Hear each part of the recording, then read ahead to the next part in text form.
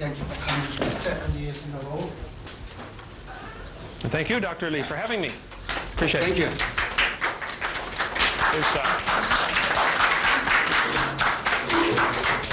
All right. It's good to be here. My name is Kent Hovind. I live here in Pensacola. Moved here 5 years ago to put my wife through school at Pensacola Christian College. I have 3 teenagers. They go to Pensacola Christian High School. I was a science teacher 15 years and now travel around and speak full-time on this subject, creation, evolution, and dinosaurs. That's my full-time ministry. I speak over 700 times a year. I'm an old-fashioned Bible-believing Christian. I believe the Bible is literally true from cover to cover. And with my science background, it puts a little different slant on things. And so what we're going to share with you today, of course, is the creationist view of how the world got here, and some of the things that you've been taught in anthropology class, I would say, of course, are very, very wrong. But it's good to have scientific discussions like this. That's the purpose of an education. See, if you're only shown one side of an issue, you're not being educated, you're being indoctrinated. So an education shows people all the various sides and lets them use their own intellect and decide which one is the most reasonable. I hold without apology to the creationist worldview, that this world is too complex. It had to be created by an all-wise, all-powerful creator who is outside of and beyond and above and not affected by his creation. There are really only 2 opposing worldviews. There is the worldview of evolution. I'm going to draw it like so, and I'm going to make 3 columns for this discussion here. We'll take questions all along the way. You can stop me at any time and say, no, wait a minute, I disagree with that, and we'll discuss it. And Dr. Lee introduced me as the leading expert. I don't know about that. I was just a high school science teacher. But I do have plenty of opportunities to speak on this. I do numerous debates at universities. I've had 3 here so far at University of West Florida. And I appreciate the academic atmosphere where they allow me to come in. I speak many times in public schools. I was in 6 this week already. I speak very frequently in public schools. And I think students need to see all sides of this issue. What we've had for the last 30 years, particularly, though, is the creationist worldview has been totally censored out of our textbooks. I collect the public school textbooks. I have just nearly all of them from science textbooks from all the major publishers for many years. And the evolutionist frame of mind, or worldview, is the only one that is promoted in the textbooks. Now, of course, we have many teachers who treat the subject very fairly, but the textbooks have become increasingly one-sided. We're going to make 3 columns. There are some facts. And then there are different ways to interpret the fact. Sometimes 2 people can look at the very same thing and come to opposite conclusions of what they're seeing. The story is told about the farmer was out pulling a calf one time. Anybody raised on a farm here? Any farm kids? A calf puller is a long pole with a block and tackle on it, or a come-along on it, and in case the cow has a hard time having a calf, you hook a rope around the calf's leg and you winch it out of the cow. Help the cow out a little bit. Well, this farmer was out there pulling a calf, and this city fella stopped his car to see what's going on. He'd never seen anything like this before in his life. And the farmer said, "Come here, man, give me some help, would you?" And the city fella said, "Me?" He said, "Yeah, come here." He said, "I don't know nothing about this." He said, "Come on, I need some help now." So the city fella hopped out of his car, jumped the fence, ran over there and helped the farmer pull the calf. Never said a word. Just did what the farmer told him. Hold this, pull this. About 10 minutes later, they're walking up to the barn to get washed up. And the city fella said, or the farmer said, "Man, you've been awful quiet. Are you okay?" He said, "Oh, yeah, I'm fine, I'm fine." The farmer said, "Have you ever seen anything like this before?" The city fella said, "No, sir, I've never seen anything like this before in my life." And the farmer said, "Well, you got any questions?" He said, "Oh, yes, I do. I have one question been bugging me the whole time we're out there." The farmer said, "Let's hear it." The city fella said, "How fast do you think that calf was going when it ran into that cow?" No, you're looking at it all wrong. We are not separating a collision here. See, 2 people can look at the same thing and come to very opposite conclusions. I'll give you an example. It's a fact. Grand Canyon exists. I don't think you'd find too many folks that would disagree with that. Of course, there's always a few on the lunatic fringe who would say, "No, we're not really here. We just think we're here. There is no such thing as reality." Okay? We're going to discount those folks for today's discussion.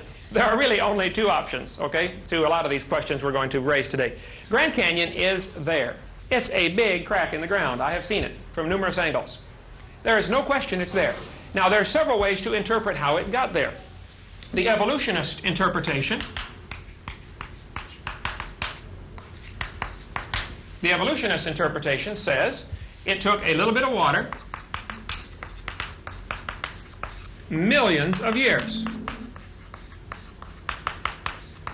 That's called uniformitarian geology. How many are familiar with that word, uniformitarian? The way it's happening today is the way it has always happened. Charles Lyell was the champion of uniformitarianism back in his book, 1831, The Principles of Geology, Volume 1. Charles Lyell really taught and introduced into the public arena the idea of uniformitarianism. There is another worldview, which is the creationist worldview. The creationist worldview says it took a lot of water a little bit of time. Lots of water a short time.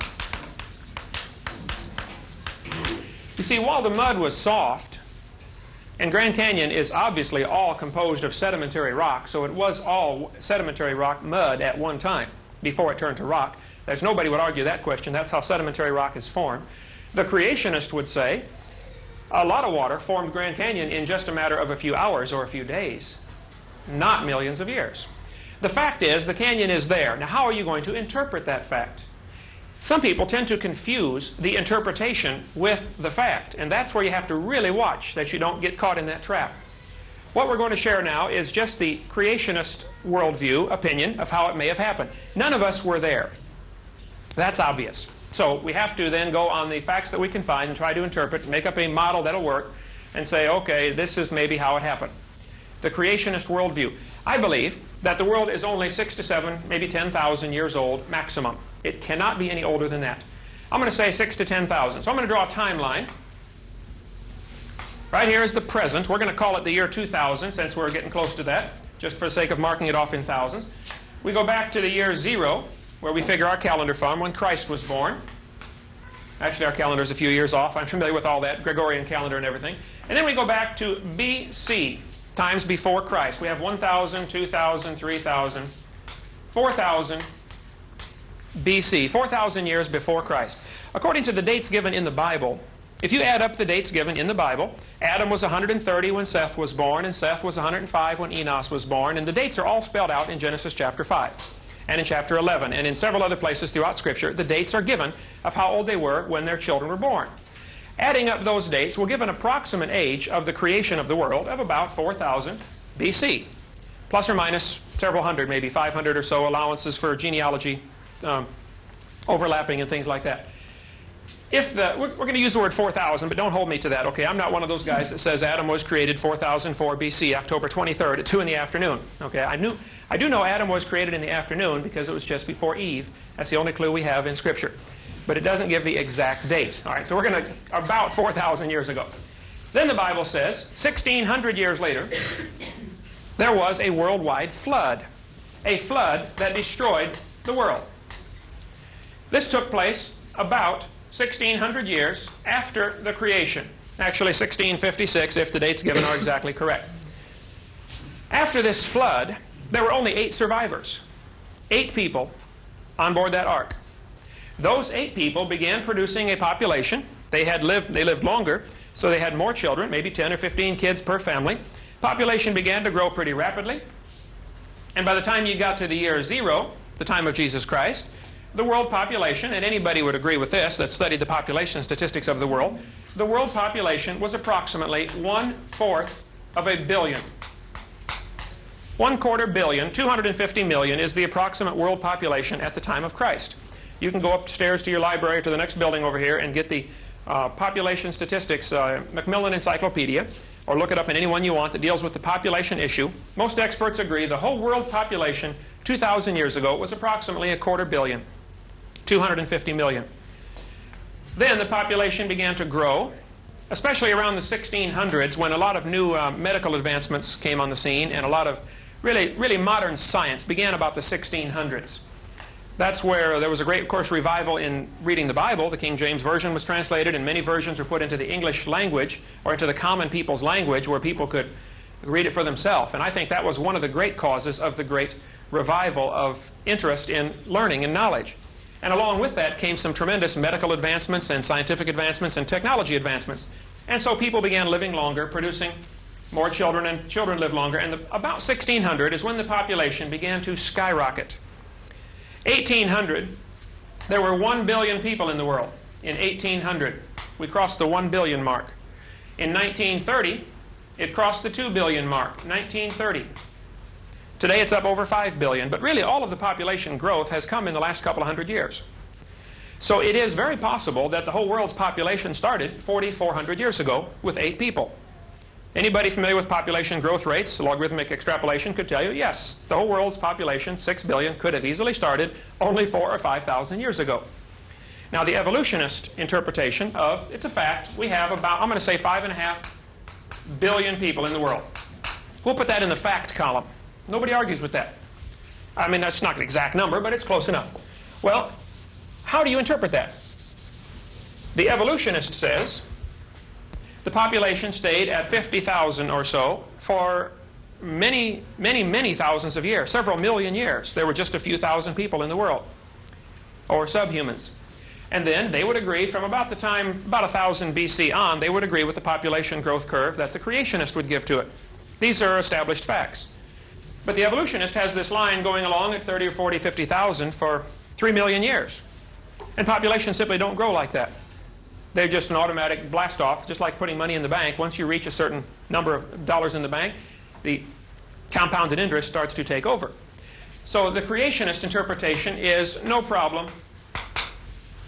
The fact that we have 5.5 billion really fits fine into the biblical chronology of starting 4,400 years ago with 8 people getting off an ark. The evolutionist would also say no problem, but he would have to say that this population was steady for millions of years. So if you look at the facts, neither one it can be discounted based on the fact that we have a population. If you're willing to admit a worldwide flood in Noah's day, then the formation of Grand Canyon and Carlsbad Caverns and the Snake River Valley and all those canyon formations are really no problem for the creationist. If a teacher says, well, millions of years ago, the first question ought to come into your mind is, excuse me, were you there?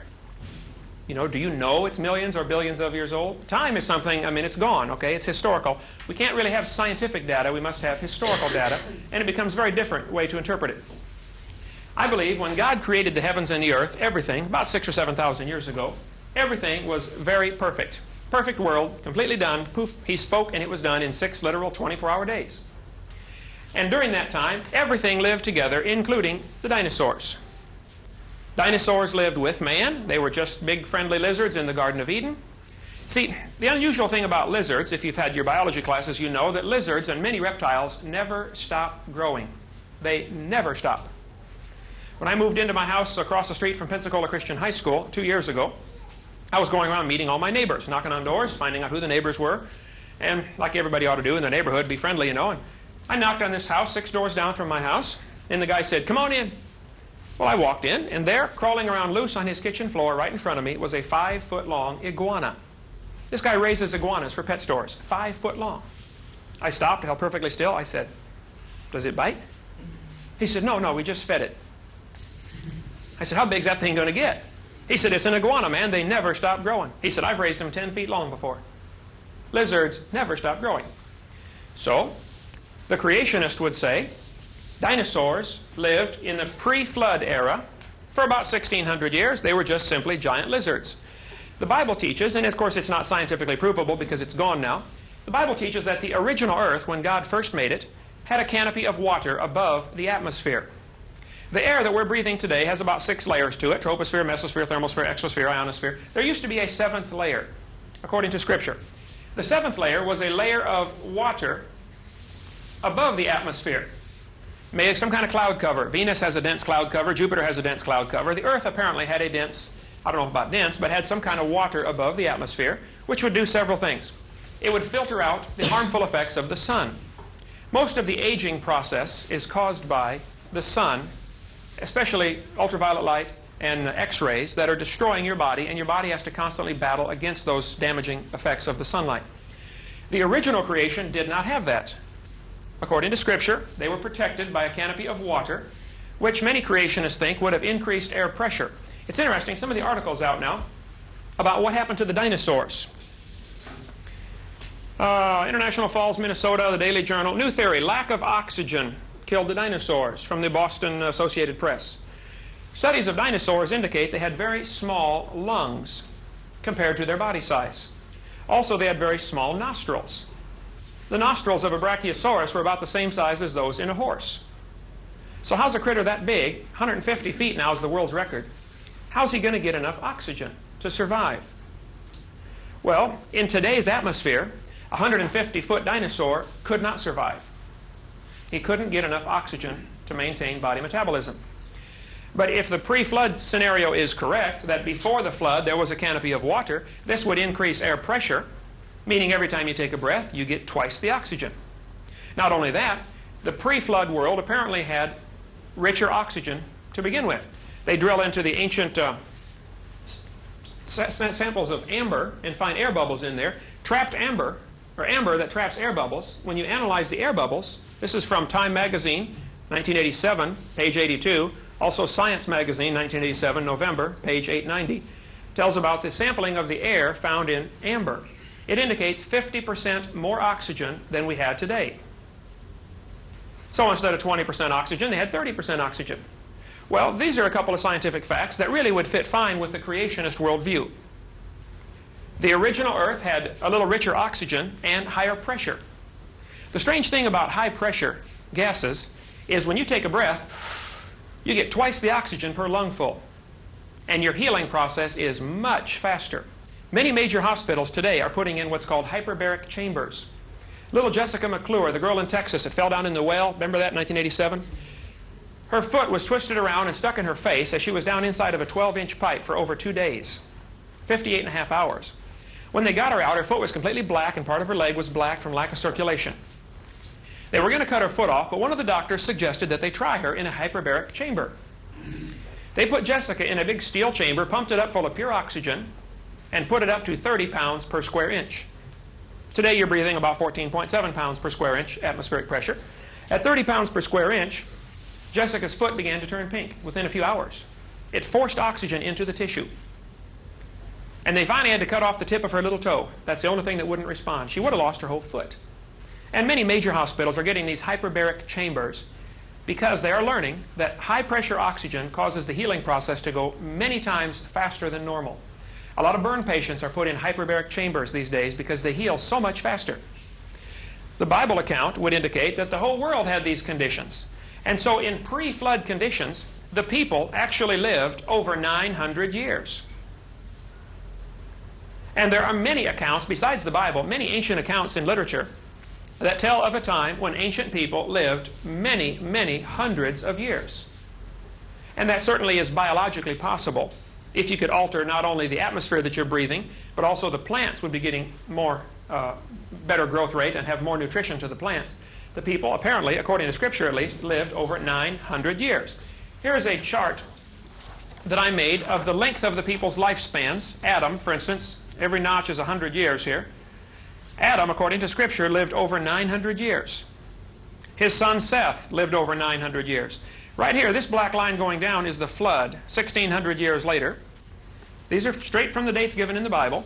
The people before the flood lived over 900 years with 1 or 2 exceptions. After the flood, lifespans dropped off to 400 years. And then down to 200 years. Something changed because of that flood. Well, the creationist worldview would say this canopy of water fell down. It rained 40 days and 40 nights. It flooded the world. It was a worldwide total catastrophe for this place. Everything was covered. All the mountains simultaneously covered at one time. People say, now wait a minute. Is it possible to flood the world? Could it rain enough to flood the whole world? Well, today, absolutely not. No. There's only enough moisture in the atmosphere to rain about 2 inches. But there's enough water in the ocean to cover this world 2 miles deep right now. If the world were smoothed out, if you push the mountains down and lift the ocean basins up, if you equalize things, the water would be 12,000 feet deep over the entire world. Well, the Bible indicates that after this flood, or actually during the course of the flood, in the last few months of the flood, the Bible says the mountains arose. The Earth's crust was crinkling in under the pressures of all this water and the great catastrophe that it was under, and the mountains lifted up, and the ocean sank down during the last few months of that flood. As the mountains lifted up, the water would run off into the hole on the way, forming Grand Canyon in a matter of a few hours. Because you had many, many thousands of feet of soft sediment. During that flood, all sorts of animals drowned, and people. Their bodies would then be those that drowned, some would float and would rot and would not be preserved as fossils because they floated around. Some would happen to get buried. Those animals that are near the bottom already, like clams, would be buried first because they're already at the bottom. If there's a mudslide or volcanoes going on, they would be the first ones buried. The animals like birds and man are the last ones to drown, because man could figure out a way to avoid drowning until the last possible minute. And birds, of course, can fly around until they run out of gas, and then when they do die, their wings are hollow and their bones are hollow, so they would float. Then the reason we tend to find birds on top of the so-called geologic column might be better explained because of a worldwide flood. It doesn't necessarily have to be that birds evolved last. There are two ways to interpret that. You know, how fast that calf going when it ran into that cow? Anyway, you might want to keep track of the idea that maybe there is another very reasonable alternative explanation for some of the data that we see. I'm in favor of science. I love science. I got a PhD in education, which stands for post hole digger, by the way. But I love science. But I'm afraid the evolutionist worldview is only one option.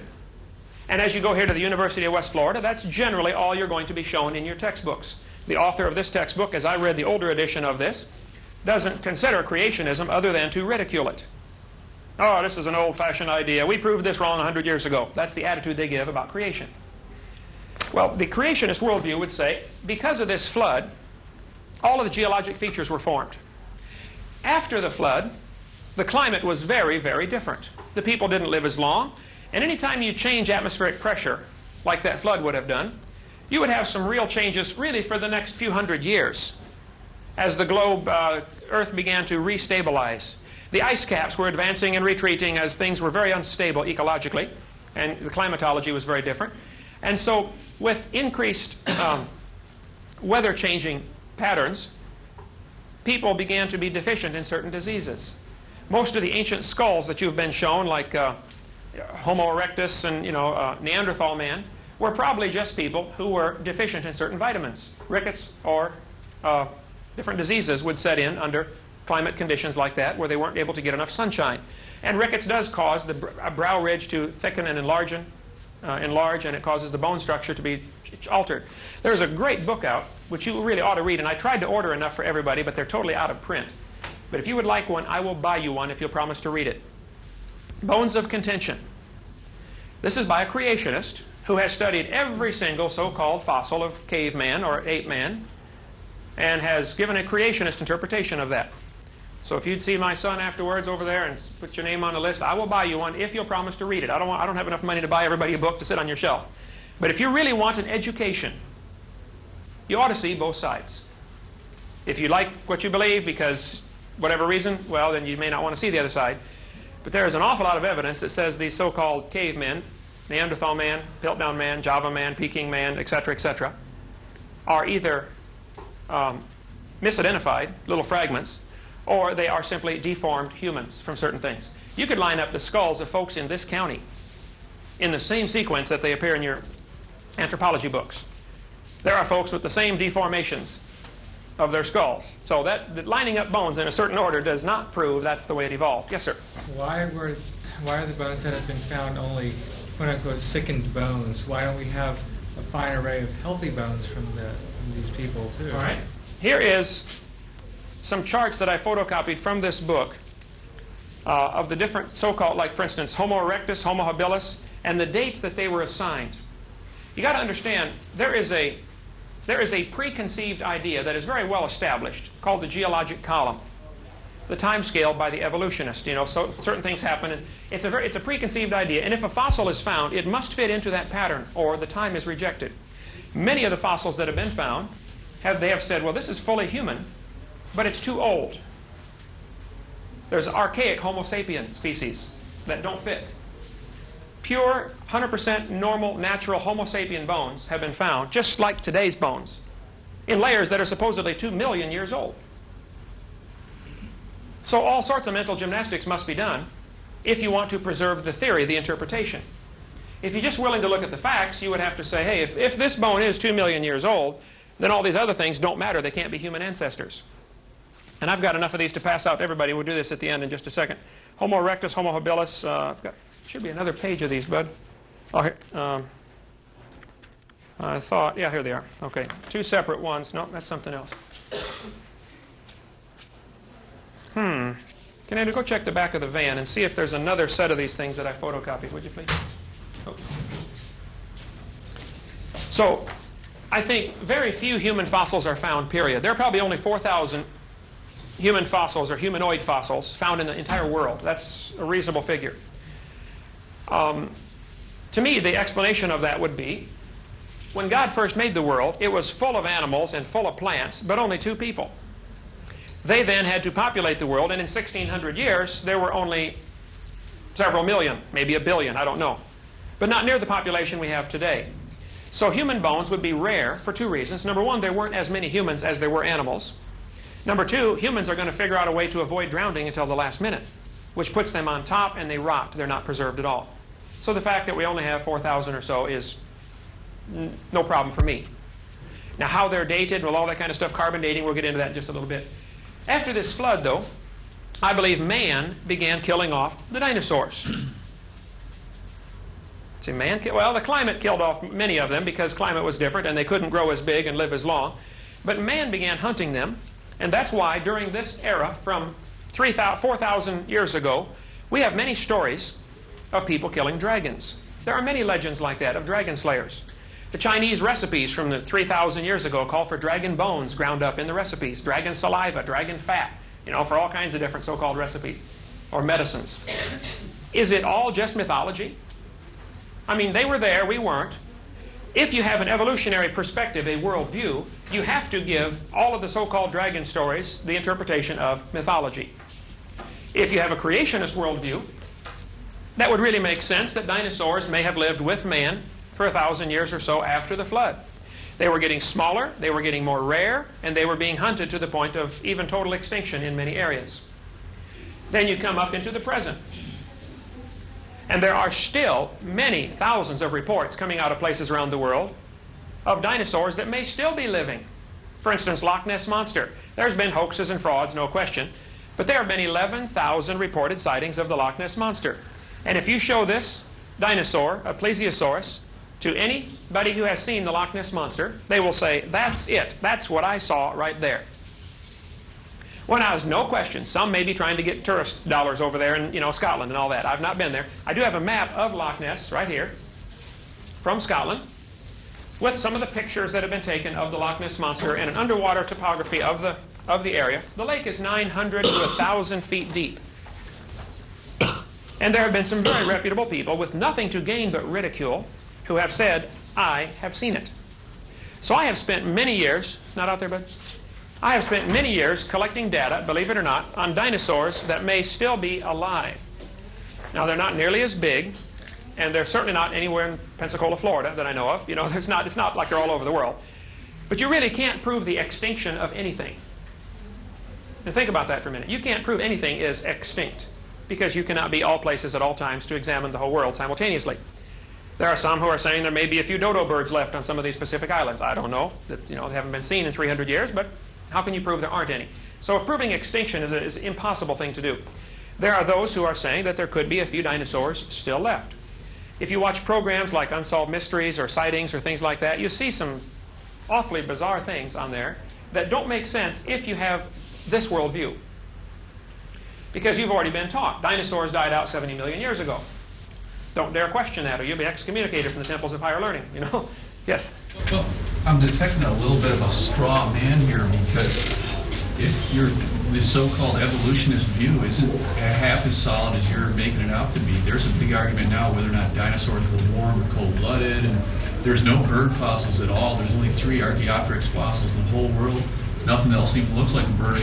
They're real willing to talk about what's the problem with it. And I don't see this monolithic view held by the evolutionists at all. I mean, I just got done going through 6 books on early man for a paper on the Piltdown hoax, and these guys can't agree on a homo habilis at all. There's no view out there that's saying, yes, it's this way, yes, they did this. They're real flexible on that. I think it's kind of who you talk to, but I sure don't detect this evolutionist monolith out there that's has to be, but they're all got this view because they know. One way or the other. Yeah. Okay, that's a good point. But see, what I'm concerned about, I guess, as a high school teacher, is what is in our grade school and junior high and high school textbooks. I assure you, in those books, it is a monolithic worldview. This is the way it happened, boys and girls. It is presented as if it is a fact. There is no other alternatives offered.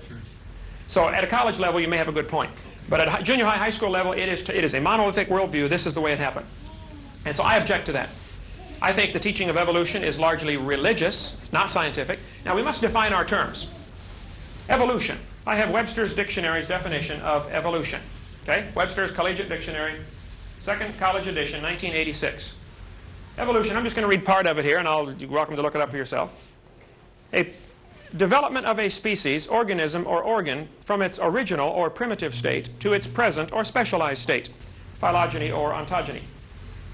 The theory, now generally accepted, that all species of plants and animals develop from earlier forms of hereditary transmission of slight variations of successive generations. Well, actually, what this is, I think, a little deceitful, because what is taught in our textbooks is more than just the idea that parents may have children that are different than the parents a little bit. That would be classified, in my view, as microevolution. There is evolution in that sense as far as variations. You know, I have 3 children, they're all very different. If a couple has 10 children, they're all going to be very different. And your grandkids will be even more different. But that's not really evolution. That's where we need to define the term, I guess, and I should have done this earlier. Micro and macro. I would accept microevolution. I would say, for instance, you could get a variety of mutts from the dog pound, and over the next 50 years, through selective breeding, you could develop a wide variety of dogs. You could maybe even develop the Chihuahua and the Great Dane in 100 years. I don't know, maybe take 500 years, but it could be done. But stand 50 feet away and look at it. It is still a dog. It is obviously not a hamster or a turtle or a tomato. It is not really evolution in the sense that's taught in our textbooks. What's taught in the textbooks is that these examples of microevolution are somehow proof of the general theory of macroevolution. And that's where I disagree. This is a religion. There is no evidence whatsoever to back this up. Nobody has ever seen a fish turn into an amphibian, or an amphibian to a reptile, or a reptile to a mammal. Nobody's ever observed that. Nobody's ever found a fossil. That is a belief. The fact that we have micro changes, I'll put that in the fact column. Micro variations. You can ask anybody that raises anything for a living. Find some fellow who raises tomatoes for a living and tries to develop hybrids or purebreds. He will tell you, oh yeah, you can get a wide variety. You may get 50 different kinds of tomatoes. But there are limits. And when the further you get from the norm, you may get one desirable trait, but you're going to get some real serious defects. Any cattle breeder will tell you he can get a cow that'll give a lot more milk, but it's not as disease hardy. You know, it succumbs to diseases easily, or some other thing else goes wrong. So that would fit perfectly with the creationist worldview, that God made them after their kind, not species. Each kind of animal was originally created, and there has been variation and diversification within that kind, but nothing changing to a new kind of animal. For instance, dogs. All the different dogs, including the wolf and the coyote and the hyena and the fox, may have had a common ancestor. I wouldn't argue that. But it's still in the dog family. It's still the same kind of animal. You didn't get a new kind of animal out of it. And you may diversify to the point where they are no longer interfertile. Great Dane and a Chihuahua. Though technically they are interfertile, except for mechanical reasons, they could produce a puppy. But they are now classified maybe as a new species, but it's still the same kind of animal. The word species is really where the problem arose back in the 1800s. Darwin could easily see that you could raise pigeons, and he was a great raiser of pigeons. He could easily see that it doesn't take long to develop all kinds of varieties of pigeons. But you're never going to get a crow. And you certainly aren't going to get a mammal or a reptile or a fish out of that pigeon. So all he ever pointed out, and all that has ever been pointed out, is micro changes, which are perfectly compatible with the creationist worldview. There has never been pointed out a macro change. And because of that very thing, there are many now who are going to the punctuated equilibrium theory, like Stephen Jay Gould and Niles Eldredge, who are saying, well, we don't see any evidence for evolution, therefore it must have happened rapidly. So you're arguing from the lack of evidence as proof for your theory? Come on, you better try that one more time. That's not going to get past me anyway. Lack of evidence proves it happened? No. To me, that's an indication, hey, maybe the Bible's been right all along. Maybe the only evolution has been micro variation, which really would be proof of an intelligent creator. If I was going to produce some animals to live in a world that had a variety of climates, I would give that animal an incredible DNA code so that that animal could produce a variety of babies, and some could survive in any given environment within limits. The rabbit can produce long-haired babies and short-haired babies, and thick fur and short fur, thin fur. Some can survive the hot climates, some can survive the cold climates. And over the last 4,400 years, they have diversified until today, the Alaska rabbits will not interbreed with the Florida rabbits. They cannot. Their breeding cycle is totally different. Now, the Alaska rabbits can breed with the Minnesota rabbits. They're not too far different yet. And the Minnesota rabbits can breed with Florida rabbits, but the two extremes can no longer interbreed. That's not evolution. That's simple variation. It's still the same kind of animal. That's a micro change. It's still a rabbit. Stand back and look at it. It is obviously not a turtle. So that's my objection, is that the theory of macroevolution is included in with the textbooks for our junior high and high school kids as if it is a fact, and it is a far cry from a fact. It's a religion. You can take, like the branches on a tree. You have the different 250 varieties of dogs probably had a common ancestor. And the ancestor was a dog, right? All the different varieties of cats, Siamese and all those different kinds of cats probably had a common ancestor that was a cat of some kind. From here up, this would be micro changes. This would be observable. Nobody's going to argue with that.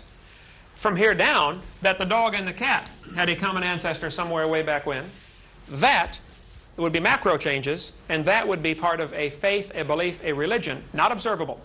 No, that's not true. Okay. We don't call macroevolution a religion. It is a scientific theory. So it's not a religion. It's a scientific theory. Okay. Let me read you a definition of religion. Webster's Second Collegiate Dictionary. Religion, a belief in a divine or superhuman power or powers to be obeyed and worshipped as the creator and ruler of the universe. How did the universe get here? Did this process called evolution bring everything into being that we see today? Is that what created the universe, this process? Well, then that's your God. It is indeed a religion. How did the world get here? Those are your words. From a scientific standpoint, we would call our interpretation of macroevolution a scientific theory. Okay. But not a religion. I think science and religion ought to be separate, but they are certainly not in our textbooks. To teach kids that the Big Bang is a fact, for instance, and it is taught as a fact in the textbooks. I collect the books. It is taught as a fact. That is wrong. The Big Bang is a far cry from a fact. It's just taught as a theory. Not in the books, it's not. I collect them. It may be in college level, you may be getting it. There's several different options, but you should see what's in the junior high book. Boys and girls, 4.6 billion years ago, Earth cooled down from a hot molten mass. But that's not a fact. I mean, were you there? Do you know anybody who was? But I assure you, it is taught as a fact to our younger kids, and I strongly object to that. Yes, sir. I'm curious about your geological data. Okay. For one thing, you talk about the Grand Canyon having originally been a soft sedimentary mass, and then forming into, through, I guess, fluvial processes, forming into the canyon that it is today. Mm-hmm. Well, under those circumstances, of course, all of the sediment around it would also have washed at the same level down to the ocean below. Instead of forming rivulets, it would have all formed at the same time. Also, the ocean going from the middle of the continent down towards the ocean basin would cause shell deposits to be found in the middle of, like, the Great Plains right now. Mm-hmm. And they are. Well, not really. I found 500 shark's teeth in South Dakota in 30 minutes. Well, okay. I got them at home. But why don't we have 100 Grand Canyons all around the world, where these soft sedimentary processes were going on? Sure. As the biblical interpretation would be, during the course of this flood, which lasted just about a year, a little over a year, 12 months, according to the dates given in the Bible, the flood lasted 12 months. The first 4 or 5 months were probably with slowly rising waters from a variety of tectonic things, and then the last few months with it going down. But it wasn't just rain 40 days, everybody drown, get off the boat and go home. It was not that way at all. It was a year-long flood. During that year-long flood, the earth, covered by water, would develop many thousands of layers of sediments. It is a fact. The Earth has layers. Okay? No question. Now, how do you interpret that? The evolutionist interpretation is each of these layers came at either a different season or a different year or a different era or epoch. And they have names for all of them. The geologic column, you know, Cenozoic, Mesozoic, Paleozoic, Archaeozoic, and they got the Jurassic and Triassic and Permian, Cambrian. I'm familiar with all of that. You might be interested to know the only place in the world where you can find all 12 layers in order, the only place it occurs is in the textbook. The geologic column doesn't exist any place in the world in its entirety. If it did, it would be many, many miles thick. It simply isn't. It doesn't exist.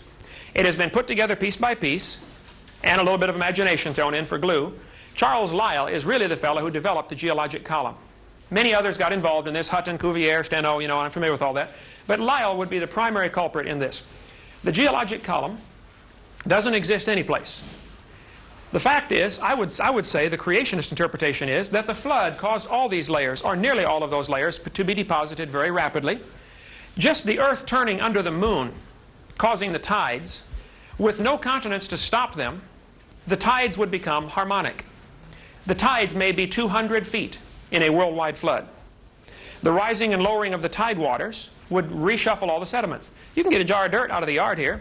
Well, Florida doesn't have dirt. You got to go north to get dirt. They got sand here. But get a jar of dirt, put water in it, and shake it up. It'll settle out into layers for you automatically. It's called hydrologic sorting. Denser particles go to the bottom. When Mount St. Helens blew its top in 1980, it blew 150 feet of sediment down into the Toutle River Valley. My sister lived right near there. I flew down inside the volcano a few years after it happened with my brother-in-law. Flew all over the area. Can Andrew get the slide projector on there? You can leave your lights on to videotape, but I'll show them a few things that were formed as a result of Grand Canyon.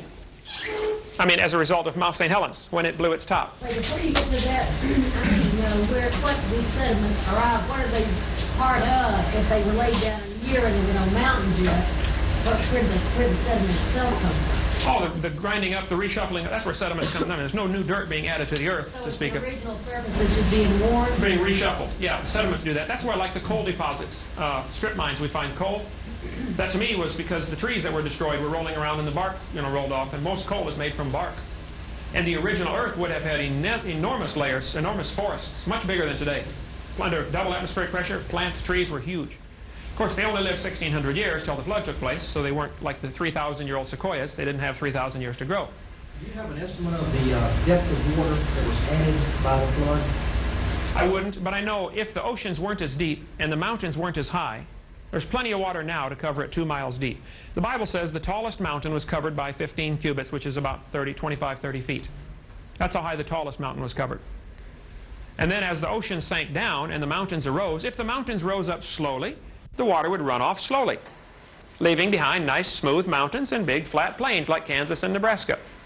If the mountains rose up rapidly, like the Rockies, the water would run off faster, carving out features like canyons and Columbia River Valley, carving them out much faster. Why would the mountains rise up now? Well, the Earth is a thin crust. Everybody agrees with that. I mean, why do earthquakes happen now? The plates are moving. The crust is not stable. Plate tectonics. Oh, yeah, there's plate tectonics. But it hasn't been... You incorporate that in scientific conditioning? Oh, absolutely. I lived right by the San Andreas Fault, California. There is no question. It's moving, right? Ask the folks that live there. You can, after an earthquake and your house falls down. Let me try focusing this just a little bit here. When Mount St. Helens blew all this mud down into the valley, it made so much sediment, and the sediment automatically stratified. This layer of stratified rock, you can see the layers in that, was formed in one day, 25 feet thick. The next time the volcano blew, a scalding hot mudslide cut across that sediment, wiped it out, cut it off, sheer cliff, standing straight up. 5 days later, it was hard enough to hold a sheer cliff. I mean, this stuff happens, okay? Mount St. Helens did that. All these fine laminations were formed very rapidly. Here the blast was going hurricane velocity, winds, racing across there from the blast of the volcano, and it formed all these layers rapidly. Snow does the same thing in a snowstorm. As the snow goes moving horizontally in a bad wind, you cut into the snowbank and look at it. It'll be stratified. The heavier flakes at the bottom and the sand, it'll automatically sort the particles for you. So the creationist interpretation is that all of that so-called geologic column took place rapidly. Right now, today, you can go see Mount St. Helens, and there are several canyons that have been formed there by Mount St. Helens. The canyons have sheer cliffs, 150 feet high, standing straight up, and they're all stratified, and they were all formed over the last couple of years. The mudslides went through some of the old lava flows that were solid rock. That scalding hot mud went through there and carved canyons 100 feet deep through solid rock in 10 minutes. Because boiling hot mud is very abrasive. During the worldwide flood, the water would have had mud in many areas, you know, and muddy water is much more abrasive than regular water. But it would have to be boiling hot to cut through it. I mean, you're talking about cutting through solid rock. You're not cutting through mud, you know. I'm saying it can be done either way. The Grand Canyon is a mile thick in some places, no. and it's solid rock. I mean, a mud flow is not going to do that in 10 minutes like we started talking about. The top of Grand Canyon is higher than where the river starts. Rivers only flow downhill. The river flows through the bottom of the canyon. 1 mile up is the top of the canyon. The top of the canyon is higher than the source of the river. So one of two things has to be true. Either the river flowed uphill for millions of years to cut the groove deep enough, or the mountain slowly rose, Kaibab uplift, at the same rate as the river cut down. I think we're calling on the supernatural here to assume that the rate kept pace. I don't think so. The source of water for the Grand Canyon is the Rocky Mountains. So you have a considerable height to work with there before you get down to the present-day surface. So no matter what the original surface was, you still had that height and a snow belt in order to give you your initial river. If you look at the drainage pattern of the Grand Canyon, all the area drained by it, the source of the rivers that go through that canyon are lower than the top of Kaibab uplift. How much? I don't know how much lower. You don't know the difference in altitude? Several hundred feet. The top of the canyon is 5,000, I think 400 feet above the bottom of the canyon. Today, the erosion rate through Grand Canyon is very slow. No question. But today, we just have one little river flowing through there. At the bottom of Mount St. Helens, the canyons that are down there from the trees that were blown over, the log jams were every place. Get through some of this here. The rivers that were cut, the features that were cut from the, I guess it's on the previous slide carousel. I'll get the lights back on. Shut that off, would you, bud? The canyons that were cut because of Mount St. Helens exhibit all the features of Grand Canyon. The mud flows stratified everything very rapidly, hundreds of feet thick, and the canyons that were carved out look just like miniature Grand Canyons, and scientists watched them happen in 15 minutes. You know, so I think that's a mini example of what happened on a macro scale during the year-long flood. Well, they've got a Grand Canyon on Mars that makes the one on Earth look like nothing. So is that assuming that there was a population on Mars that was smitten by a great flood at some point in time and wiped out? Oh, no, that wouldn't have anything to do with it, I don't think. Canyons form the same way, you know, in each case, so... Well, no, I didn't say canyons form the same way in each case. I'm saying Mount St. Helens showed us that's how it could have happened. Okay. I think outer space is full of ice. Nobody questions that. There are ice meteors flying around, super cold snowballs. If an ice meteor collided with Mars, Mars gets hot enough to melt the ice, and it would run and flow and could form canyon features. Human habitation would have nothing to do with the canyon on Mars. Okay? Same with the moon. The craters on the moon, you know, they may be from ice impacts because they find almost no meteorites, but lots of craters. You know, an ice impact would do that very same thing. And outer space is full of comets. Of course, I didn't see it happen, and you know, I can't prove it, but that's... When was your grandfather born? When was my grandfather born? Yeah. I never Because you weren't there and you didn't see it, so... Didn't see it. You know, you're always telling us you didn't see it, you weren't there, but you weren't there for your grandfather's birth either, so how do you know he was born? Right. That's a good point. That's a good point. I mean, if we're getting into this, I wasn't there, I didn't see it. Sure. Heck, I'm not looking at what's going on in Chicago right now, but, you know... Something's going on. Sure. You know? That's where you have to keep that thought in mind. What we teach our students needs to be fair and honest. And we're not doing that. We're only presenting them one view. You read the textbooks, that author's talking like he was there. 4.6 billion years ago, this happened. 20 billion years ago, the Big Bang took place. Yeah, right. You know, you saw that? Yes, So but I if- object to the dogmatic teaching of evolution in our junior high and high school textbooks. Well, is it healthy to do the same kind of dogmatic teaching that schools such as PCC do, using the Bible as their textbook for such classes as chemistry classes or physics classes? You know, I mean, that's just as one-sided, and these theories are just as tenuous as any kind of evolutionist model that you might come up with. The point would be, like PCC and Christian schools, they teach plenty of evolution. My kids go there. I paid for the books, okay? Believe me, I've read them all. I've taught from those same books. The theory of evolution is thoroughly presented. I would say the kids would come out of PCC with a better understanding of evolution than the kids coming out of Pine Forest. Of course, they're not going to believe it, but they're shown they're shown the theories, and they're shown the fallacies of the theories. They're being educated, not indoctrinated, I would say, is the big difference. Get all the kids together, give them a test. Give all the kids in America a standard science test. The kids going to a Christian school, which is about 1/4 of the cost, will test higher overall. You'll get a few duds in every group, but the general overall average, the kids will test higher in every subject from private schools. Yes, sir. You can't so much blame that on the authors of the books or the scientists going with theories as you can the politics of what the public schools filter into what is taught. I mean, private schools have greater funds and have more resources to call from, so you... Wait a minute, private schools have greater funds? Not greater funds, but more support from the parents. Specialized groups. I mean, average kid, I don't know what Pensacola's public school cost is. It's probably $5,000 a year per kid. If there's 30 kids in a class, that's $150,000 per class. That teacher does not make $150,000 a year. Something leaks somewhere along the system. Well, not so much funds as it is support. I mean, it's a specialized group that they're paying for, specialized. Sure. Well, my kids at Pensacola Christian, there are 30 kids in a class, just like the public school. 28, 30 kids in a class. And the teachers don't get paid near as much. I pay about $1,200 a year, $1,500 a year per kid. That's about 1/4 the cost of our public school system. To me, our Constitution does not give our government the right to get involved in education at all. I think education is the parents' responsibility. Now, if the parents want to get together with 50 other parents and form a local school district, fine. But Uncle Sam ought to have nothing to do with the subject, in my opinion. Uncle Sam has gotten involved in numerous things that has no constitutional authority to be involved in. It's supposed to be involved in protection. We should have an Army and a Navy and an Air Force. And it should be involved in the punishment of evildoers. We should have a judicial system. But in many, like the welfare system, government should have nothing to do with that. That's part of our major problem. The more government gets involved in, which is a whole other subject, but the more taxes they take, and pretty soon we get a socialized system where everything goes to them and they just distribute it out, which is what Karl Marx's system is all about. But back on creation and evolution. The creationist worldview would say the world is not millions of years old. Doesn't need to be.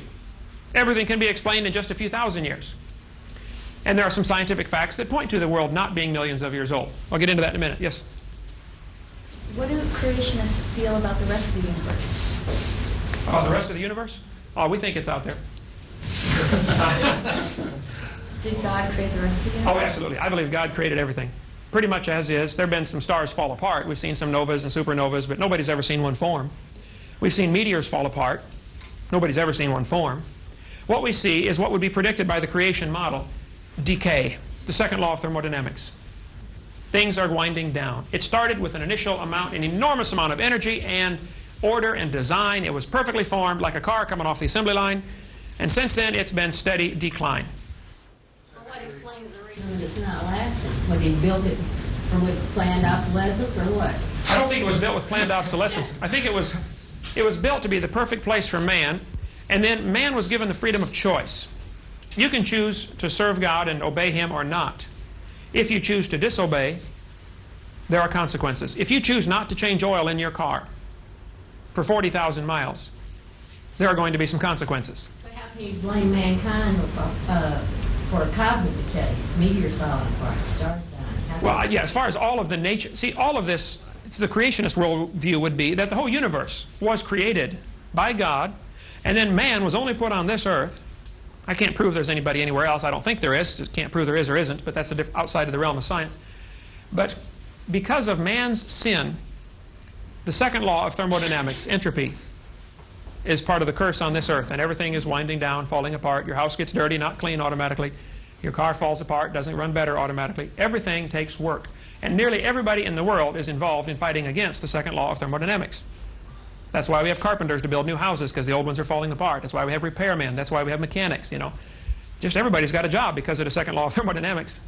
So even if there is a God who has created this perfect system originally, but then gives man or people free will to choose to do otherwise, why would you even choose to be on the side of a God who does sort of things like that, you know? Who gives you free will and then says, well, if you don't worship me, then you're screwed. Sorry. We're really getting off the subject here. I mean, I'm sorry. We're really getting off the subject. Yeah, that would be a little different. Was there a creator at all?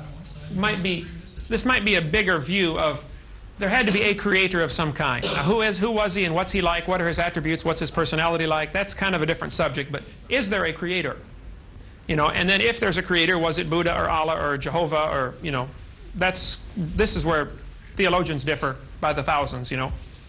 And the only way to know for sure who's right is to ask me, of course. I've been involved in, you know, a lot of things as far as energy conservation. I've built numerous houses, and I have tried, you know, with all the different energy conservation laws, but as well as wind generators and that type. I'm very interested in that type of stuff. I'd love to see the results. I'll give you an address for it. You'd love it. It's a great Yeah, book. that's awesome. Yes, sir. I have a question going back to the dinosaurs. Okay. Do you think that the dinosaurs that survived past the flood were just survivors that did not go, or were there dinosaurs that were, smaller ones, of course, that were on the ark, or were they all just survivors in the water, like plesiosaur or the brontosaurs or so? Okay. Were there dinosaurs on the ark? I would say there had to be dinosaurs on the ark, those that needed to be. The Bible is very plain. Noah brought air-breathing, land-dwelling animals. He did not need to bring fish on the ark or whales. We have classified whale as a mammal. Well, our classification system dates back a couple hundred years. The Bible classification system may be different, where if it lives in the water, it's a fish, be it whale, dolphin, you know, or barracuda. So we cannot take today's classification system and fault the Bible, because a whale may have been considered a fish in biblical terminology, which was long before Carolus Linnaeus came along. But the air-breathing, land-dwelling dinosaurs, we assume Brachiosaurus would have been land-dwelling, though some say, no, they lived in water because they were too heavy to support their weight. I don't know. But Noah, being 600 years old when this boat was built, would have been smart enough to figure out to bring 2 babies on the ark. Just be sure to get a pink one and a blue one. All right? The reason for bringing babies would be numerous. For one thing, there's only about 40 different kinds of dinosaurs. There are 800 different varieties in the textbooks. You know, there's a brachiosaur, the apatosaur, the cetosaur. But if you look at a cetosaurus and an apatosaurus, you're going to say that's the same kind of dinosaur. It's like there are 250 varieties of dogs, but Noah only had to have 2 of the dog kind on the ark. There may be 800 names of dinosaurs out there for these kids to try to learn, but there's only 30 or 40 basic kinds. And if you limit it to babies, no problem, or young ones. After this flood, the climate was different. The water-dwelling dinosaurs, of course, many of those would have been destroyed. In catastrophic conditions, fish get killed in the water. You know, an earthquake underwater can kill fish in the water. Thermal shock or just the shock of the tectonic plates moving. But some would survive. You know, because there's a catastrophe, a worldwide catastrophe, doesn't mean it's simultaneously catastrophic. There may be, you know, earthquake here, and 6 months later, earthquake here. You know, tranquil seas would be someplace. We would have tranquility in the midst of the chaos. Okay, so Noah happened to be in those spots with his ark floating. As part of your theory, did you say that there have been no new species created since the creation? No, I would say there have been no new kinds created. As far as species, the Great Dane or the Chihuahua is probably a phenomena of the last 500 years. They probably did not have any Chihuahuas 500 years ago. But is a Chihuahua a new species? Well, it's kind of a subspecies. We call them all dogs the same species. Yeah. I mean new species like the frog, for example. Right. There's a whole bunch of varieties of frogs. I don't know how many different varieties, but that's where I would be very cautious to stick with the word kind, not species. By species, we define it as Interfertile. interbreeding. Yeah. So there's I don't know that I would even go. There's nothing new since creation. I would not go with that definition. Nothing significantly new. Yeah, nothing significantly new. Interfertile may not be the divisional line between the kinds. You might be able to take a horse and a zebra and get them to interbreed. You may be able to get, some have argued that they've been able to get a cat and a dog. I've not seen any proof of that. That kind of stuff appears in Inquirer magazine from time to time, you know, that a dat or a cog is born. But they argue that you can get a lion and a tiger, a liger. I think that's been done and fairly well documented. But stand away and look at it. They're both the same kind of animal. You know, So many species have disappeared since then, Oh, yeah. but none have been created. Many- None have evolved since then. Many species have disappeared, and some complete kinds may have disappeared. Probably the Tyrannosaurus rex. I would say, within the first few thousand years, if you could kill a T-Rex, you would be a hero. They'd tell stories about you around the campfire. And the story gets blown out of proportion with the telling of it, and pretty soon he's got, you know, breathing fire and flying around and, you know, big as a mountain. But I think the basis of the story was in historical fact. They were killing off dinosaurs. The Bible doesn't mention dinosaurs. Oh, it does too. Does it really? In the book of Job, Have a reference? oh yeah, Job is right in the center of the Bible, just before the book of Psalms. Job chapter 40 and verse number 15 talks about Behemoth. It says Behemoth is the chief of the ways of God. The Hebrew word there is the biggest. That would, I think, probably be the Brachiosaurus. It says he moves his tail like a cedar tree. Well, it had a tail like a cedar tree. Some reference Bibles will say Behemoth was an elephant hippopotamus. You got to understand, in 1841, the bones were put together of the first reconstructed dinosaur. 1841. King James Version of the Bible was translated in 1611.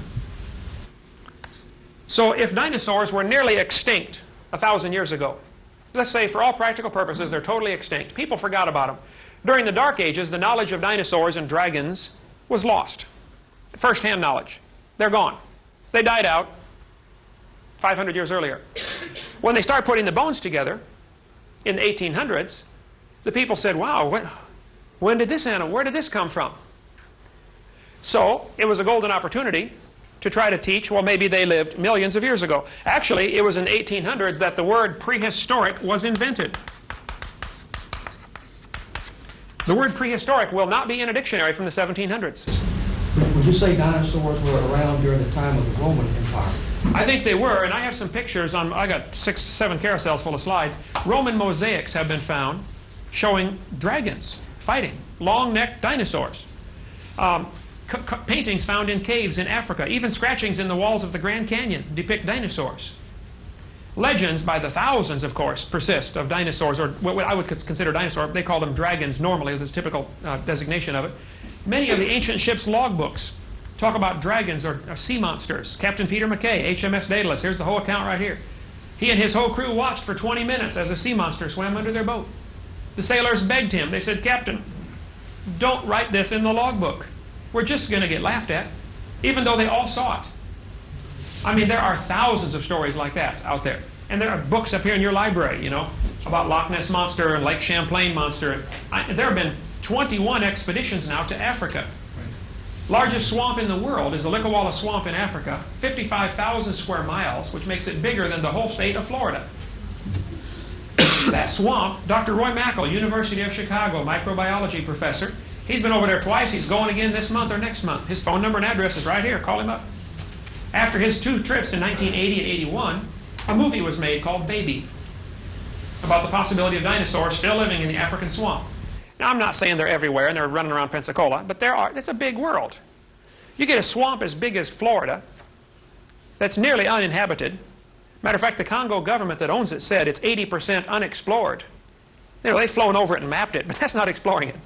If it's such a big world that we can miss dinosaurs, then maybe we're missing some new species that you claim aren't happening. I mean, how do we know that we know all the species that are there and we don't know the new ones if we don't know the old ones either? I mean, here you're arguing from lack of evidence again. Whoa, you're arguing from a negative position. Yes, you're telling me that there's. I know the name of that thing. Mancolo Mbebe might be out there, and it's reasonable to assume that. But you're also saying that we know for sure that there's no new species. Oh, I didn't say there's no new species. There's probably a lot of stuff yet to be discovered. You said there haven't been any new species since the flood. You told me there haven't been any new kinds, would be my argument. What is a kind? That's a nebulous term. What is a species, for that matter? Nobody's got a good definition of species either. That's a great definition of species. You'll be the first one to know it. Look it up. Everybody's got it. Look it up in the little anthropology book there. It's got a definition of species. You get 50 different anthropologists or biologists to define the word species. You come up with 50 different definitions. Gee, the only one I've ever heard is that it's an interbreeding population. That's the only one I've ever heard. It's the only one I've ever heard. Is a Chihuahua and a Great Dane the same species? Sure. Yes. They're listed as the same species. You look at them there. Okay, but I would be cautious about, from my standpoint, of using the word species. I'm going to stick with the word kind, which may be something more like family. I think a dog and a coyote. Is a dog and a coyote the same species? No, same genus though. Are they interfertile? Sure. Well, why aren't they the same species? Your definition says they're They don't have interfertile. to be. It's an interbreeding population. If they start to interbreed, if you had 300 dogs and 300 coyotes and put them on an island for 6 months, you got it. That's your population right there. So your definition of species is flexible then? No, it's not. It's an interbreeding population. That's the definition. Well, Depends the on dogs, what- it depends the on dogs what in the- Florida are not interbreeding with the dogs in Hawaii right now. They can though, Yeah, but they're not. but they can if they have to. That's the whole point. Well, say if dogs and coyotes are different species just because they don't happen to be interbreeding at the moment. You got arguing both sides of this coin. Not at all. Yeah, you No, are. the only definition I think anybody here has ever heard for species is it's an interbreeding population of organisms. It's the only one we've ever heard. I've never heard 50 different kinds. I've never heard anybody argue about that. Well, my dog, then, is not the same species as any dog because he's been neutered and can't interbreed with anything. So, Well, he's not a population either. You only got one. But I've never heard this argument you're claiming is out there. I've never heard this difference of well, opinion. I think we're off on a real minor rabbit trail. But No, you're slipping by all these absolutes that aren't really absolute. You're telling me there might be dinosaurs out there, and you're also telling me that we know that there have been no new kinds happening. If it's such a damn big world, then how do we know all the kinds? I mean, it's pretty silly to say we know what's not out there. I can say no scientist has ever observed a new kind of animal. Gee, talk to a microbiologist. They're making new kinds of microorganisms all the time. They're making varieties of old ones. Oh, I bet. They're making some that are resistant to certain bacteria, but it's still, resistant to certain drugs. It's still the same basic kind. Oh, it is? Stand 50 feet back and look at it. It is obviously not a tomato or a hamster. They put human genes into plant cells. You tell me that a mixture of human and plant genetics is not a new kind? Is it fertile? Does it reproduce You itself? said it does.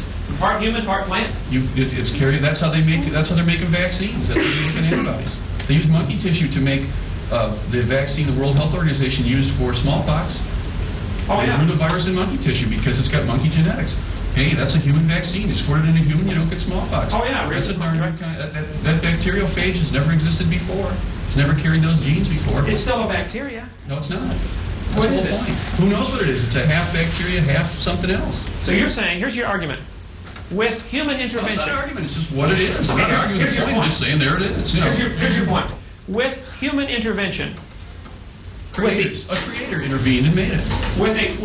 With intelligent input, you can mix two things together that formerly would not mix together and create something new. Sure. I would say that's what the Creator did initially.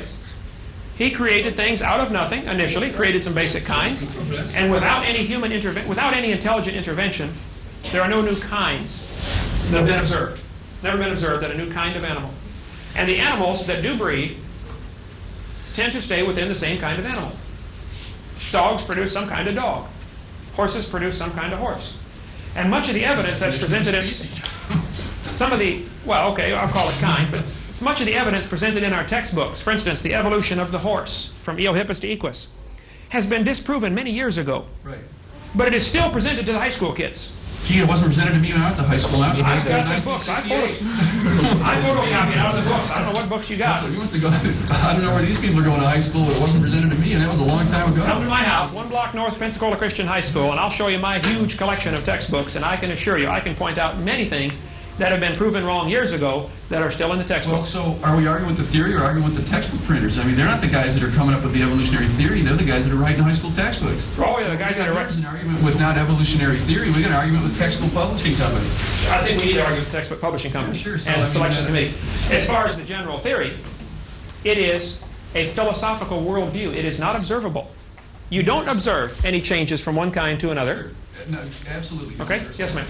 I have a question about your dates. You're changing the time length of the flood, and yet all your dates are according to the Bible. So how can we accept it?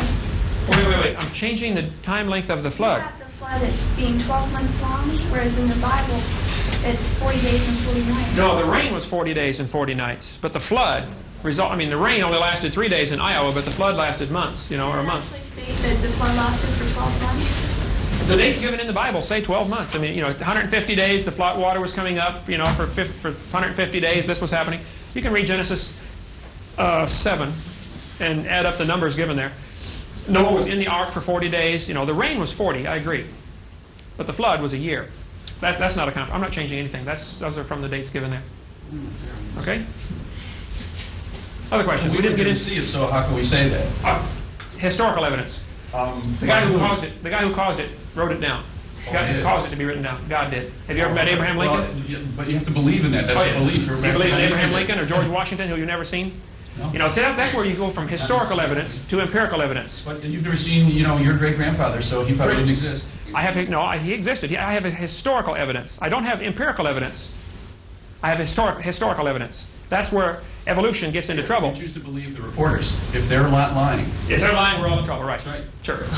Maybe we're not in America. Maybe we're in France right now, you know. But historical evidence versus empirical testable evidence. And evolution has neither. Yes? Other people's historical evidence that contradicts these kinds of things. How about like the Sumerians who say that we were created by that human beings were created out of these Neanderthal types as a result of trying to create primitive workers, and that the flood was a result of a planetary collision in prehistoric times. That's tremendous historical evidence, and it's all over the place. And what about that? Okay, good point. Their evidence. Sure. After this flood, 400 years ago, after the flood, the people that survived had children and grandchildren, and they diversified into the different cultures that we see today. And most folks would agree that the population of the world seems to have started somewhere around the Mesopotamian Valley, Iraq and Iran, which would fit perfectly with the Bible account. Within a few generations, they're telling stories to their kids and their grandkids, and the stories get blown out of proportion. And today, there are 250 different flood accounts. The Sumerians have one, the Babylonians have one, the Chinese have one, the Indians have one, and many of them agree in many of the details. Most of the flood accounts will say a family was saved in a boat. Now, you know, how big was the boat and how many were in the family? The details vary, but I think that's typical of mythology as it changes. But to me, the creator that made this whole place would be smart to preserve a record for us and to make sure that we do have the truth. Why on earth would he make the whole thing and then just leave it alone? I think he has taken great pains to preserve the biblical account for us. Lots of folks have died so we could have that. What is your explanation of the survival of your historical document surviving? What is my explanation of How did it survive? How did the Bible survive?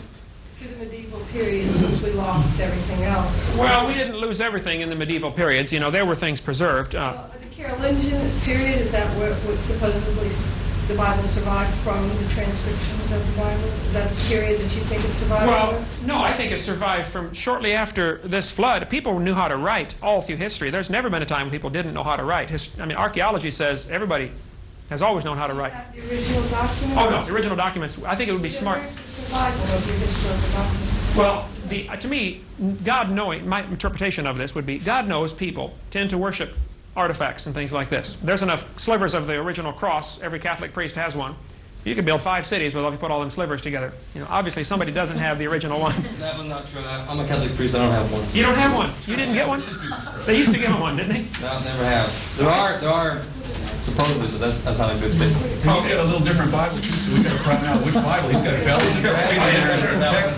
Yeah, how can we leave out his hunk of the Bible? What was wrong with that? You know, I don't know. All right. Which is probably another rabbit trail we may want to not go off on. Believe me, rabbit trails, I'm not too sure about that. I mean, going off on, she's got an excellent point here. If it's based on a historical survival of documentation, where's this, how do you get this chain of documents? I mean, you're saying everybody has a myth. Sumerians have a myth, blah, blah, blah, blah, blah. However, if you look at it historically, the Sumerians are writing down their myths before the Christians are writing down anything. They were writing down stuff before there were any Christians. So maybe everybody's copying their myths. That's not a good way to put it. All cultures had a flood myth. It did happen.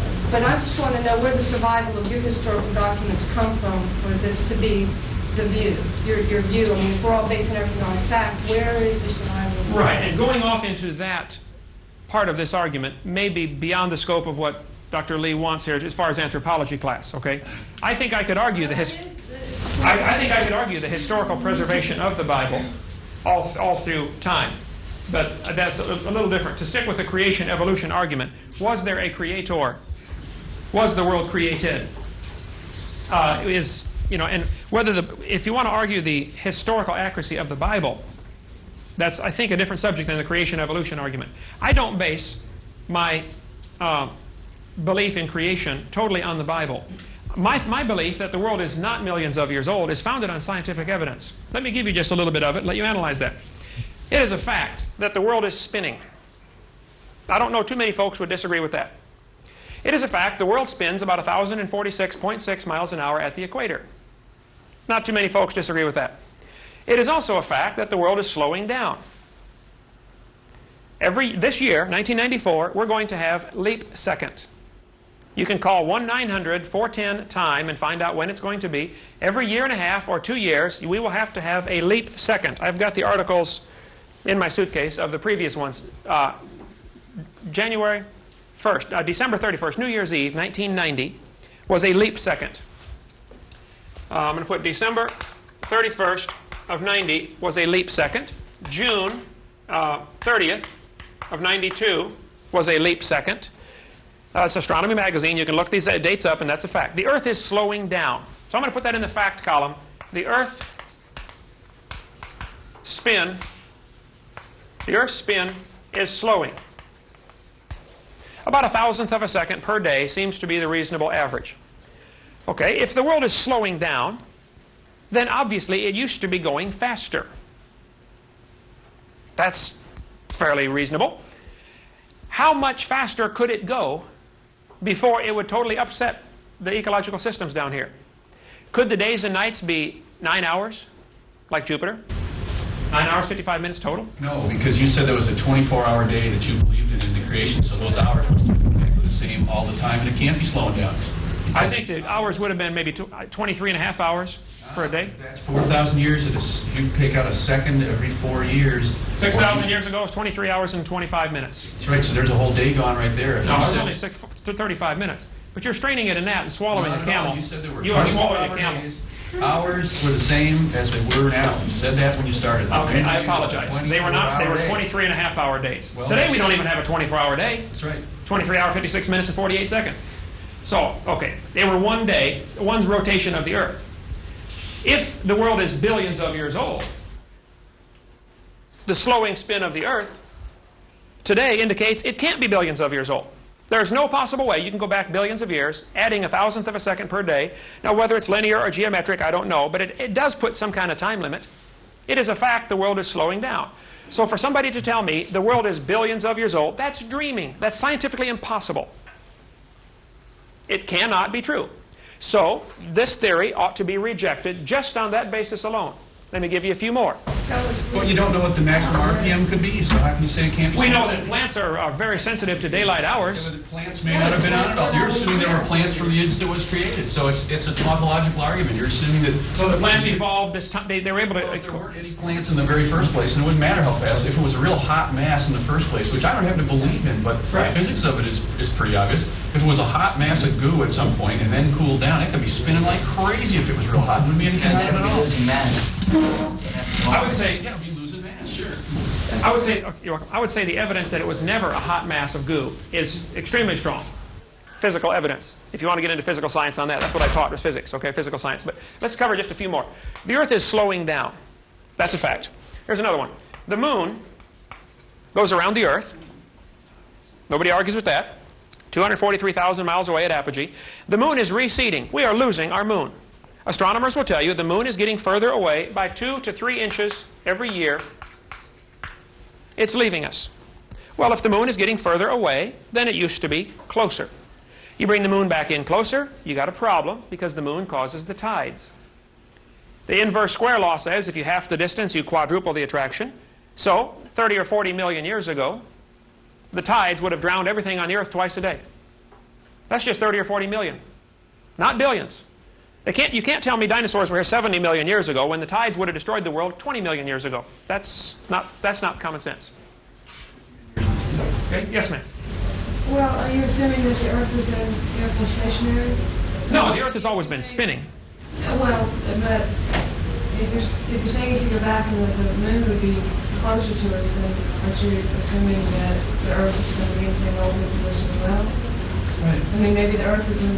Well, as far as I'm saying the distance between the Earth and the Moon, as we waltz around the Sun, you know, they pull each other out of orbit a little bit, but the distance between them is increasing. That's a fact. Right. Now, how do you interpret that fact? Go backwards. If what you're telling us now, since the moon is creeping away at the rate of 2 inches a year, that eventually it'll go away. Right. Well, I'm going to use your same techniques. I'm going to back calculate, and at one point the moon was hitting the Earth because you're saying it can't spin. It has to be spinning in order to slow down. Well, in order to be moving away, it has to be at some position in the first place. It could never have been in an orbit to move from. It have to be on the surface of the Earth. The same thing with our temperature. If you go down in a coal mine, it gets hotter as you go down. Stick with the spin of the moon. moon. Calculate the temperature back, and if you do that and say, gee, it's X amount of heat losing from the center out and go backwards like you're trying to do with this timeline, it'd be hot on the surface. And the moon would be sitting in the middle of Idaho somewhere like a big lump, and it would move out, move away at 2 inches a year, away you go. I mean, that's gradualism right there. Well, yeah, sure, but the whole idea of saying that we can't pick these things up in the middle and pick and choose which half we're going to look at. You can't extrapolate a process from the middle and say from an orbit, which we don't know, it's now moving 2 inches a year, therefore it's moving away. Well, okay, calculate backwards. That has to be zero at some point. But see, the point it would be zero would be 20 to 30 million years ago. Or 50 million. It's only 4,000 years old. How could it be 30 million Which years fits ago? fine with the biblical account. If it was all created 6,000 years ago, the moon... When it was created? In orbit or I on can the calculate surface? back where it was. It was in orbit, but it wasn't. It was a little closer, not close enough to cause much difference. 6,000 years at 2 inches a year is insignificant. But when you try to say it's billions of years, it becomes very significant. Well, That's my point. But that's gradualism. That's assuming that these processes, that's using the evolutionist view and saying that the processes happen gradually all the time. Good point. Isn't that what they do on carbon dating? They watch carbon decay for 3 days in the laboratory and assume it happened for millions of years at that rate? It's the very same assumptions. But that's what you're using. You're using the carbon dating curve to tell me about the moon and the age of the Earth. I mean, you can't say the data stinks when they use it for carbon-14, but it's great for the age of the Earth. Oh, I'm in favor of carbon-14 dating. We haven't got into that yet. I'm in favor of that. I understand the assumptions it's based on and the limitations of it. And I think students ought to be taught that. This is why it doesn't work for certain objects. And if a student... Look it up in a book. Can I tell you that right away? Sure. I taught high school. You ought to see what's in the high school books. It is not that way. Okay. Oh, man, it wasn't in my high school books. All right. Let's stick with this. You said... My point, I don't know if you purposely or not purposely missed my point. Not at all. Okay. I'm trying to follow your point. You keep picking and choosing which is No, I'm trying to be consistent here. The moon is leaving us. That's a fact. If you interpret that back in time, it does put a time limit. Either the Earth had to be stuck to the moon, or it was all created, already in orbit, and it's moved out a few miles. It certainly doesn't falsify the creationist viewpoint. The fact that the moon is moving would fit fine into the creationist viewpoint. It was created this distance, it's now a little more, big deal. Could the moon not have been moving exponentially, though? I mean, gradualism works, uniformitarianism, works very well with a lot of things, but when you talk about the gravity, loss of gravity, if the Earth is slowing down, wouldn't the farther away the moon would get, the faster it would move? So possibly millions of years ago, it was not moving at 2 to 3 inches a year. It was maybe moving 2 to 3 inches per 100,000 years or 10,000 years. Yes, that's why I mentioned. I don't know if it's a linear line back or geometric or logarithmic progression. You know the equations for gravity, and you know he's absolutely right that as the farther you get away, the weaker the gravity, so it will move farther. As the farther it goes, it'll move faster. It'll move much more slowly when it's closer, and it could sit there for billions of years and move 100 millionth of an inch a year, 100 millionth of an inch. As soon as it gets out there, wham, gravity starts to fade, and out it goes. That's perfectly consistent with the laws of gravity. Get your calculator, I'm going to figure that out. You'll find out that it puts a time limit of way less than billions of years. It doesn't fit the evolutionist time scale of 4.6 billion years ago, and then life coming here 3 million years ago. The evolutionists don't claim that the moon was put into orbit 4.6 billion years ago. They claim there's people out there that claim the moon was a capture, and they don't know the date of the moon. They're not claiming it was all made at once. The evolutionists don't say that for a minute. I don't even believe them, but I know they're not saying that. Okay, I know the capture theory has been disproven mathematically numerous times. That's the same mathematics that'll show you that it's not moving out at the same rate all the time. And I understand that. Sure, the inverse square law. We're picking and choosing which chunks of the math we're going to believe here, and that's pretty shaky. No. I'm just saying these are some facts. The moon is leaving us. That's all I said. My interpretation of the fact, I did not put in the fact column. I said this is the fact. Today, as we observe it, it's moving. It's leaving. How you want to interpret that is up to you. If you choose to interpret that it started on the surface of the Earth in Utah as a big lump and left us, or the Pacific Ocean, that kind of theory, the creationist would say there is not a problem with the creation viewpoint. If the world's only 6 or 7 or 10,000 years old, and the moon was created 220,000 miles away, and it's now 240,000 miles away, big deal. It has no effect. It is leaving us. That's a fact. Let me give you a few more. The sun is burning. As the sun burns, it throws off billions of tons every year of matter. It is losing mass. We observe it happening. Now, there's a great argument going of how does the sun burn? Is it by gravitational collapse, or is it by nuclear processes? The evolutionists assume it is by nuclear processes because of the severe problem that occurs if it is gravitational collapse. Nobody knows for sure what makes the sun burn. We do know as it burns, it's losing weight. Enormous amounts are flying off into space. Nobody questions that. It is losing mass. Sun loses mass. And consequently, it has been observed for 300 years that the sun appears to be losing diameter also. When they first began to measure the sun 300 years ago, Royal Observatory in Greenwich has kept careful records. The sun's diameter on a chart, on a graph of time over diameter, the sun has oscillated as, gas bubbles and things, whatever's going on in there. But the sun has had a general overall trend of shrinkage. The 300-year average indicates the sun is shrinking as much as maybe 5 feet every hour. This would lend credence to the fact that the sun is burning by gravitational collapse, plus the fact that there have been no neutrinos. If it is indeed a nuclear reaction, there ought to be neutrinos, and all the experiments in the deep wells have indicated no neutrinos. Now, that question is still being argued. I am fully aware of that. But the size has been decreasing, the mass has been decreasing. To the creationist, that's no problem. That's expected. To the evolutionist who wants me to think this process has been going on for billions of years, it becomes a serious problem. Be it logarithmic or linear, you still have a problem. You have a time limit. Question, you guys are talking about plate tectonics before. What do you think about Pangea theory? That the world was at one point all the continents had belonged together and that they all fit together in one puzzle. And if it didn't exist, if it didn't take that long to get apart, how did Indians come to America before? Okay, she has two questions. What about Pangea and what about the Indians? I got to write this down because my memory is real short. What was the question again? Pangea and Indians. Indians in America, right. It is a fact. The Earth has plates that are moving some. There are cracks along those plates called fault lines. That we'll put in the fact column. The Earth has plates, they are moving some. Now, does that prove it has always been moving for millions of years? Or could it have just started moving 4,400 years ago at the worldwide flood? Could have been either way. There's no way to prove that scientifically. It is a fact that South America looks like it would fit with Africa. If you moved them together, they look like they would fit. Okay, here's a map of the world, of that part of the world. South America and Africa have a similar continental shape. Nobody argues with that. Now, does that prove they ever were together? Of course not. This building would fit with the library if you moved them next to each other, but it doesn't prove they broke apart 80 million years ago. Right? That is not evidence at all. Pangea is taken on very sketchy evidence. The other thing they don't take into account, so they're moving. Well, maybe they started 2,000 miles apart, and after the flood, they've moved, 50 miles in the last 4,400 years. Also, if you remove the water from the ocean, there's dirt under there, okay? The continents are not lily pads floating on a pond. There is a solid crust to this Earth which goes under the ocean also. So, they don't just move around that easily. Yes, they are moving a little bit. I say that's just leftover movement from the flood 4,400 years ago. And the Earth is still experiencing a little bit of shifting, and some mountains are still going up, and there are still earthquakes and volcanoes. But that's leftover remnants of this disaster from 4,400 years ago.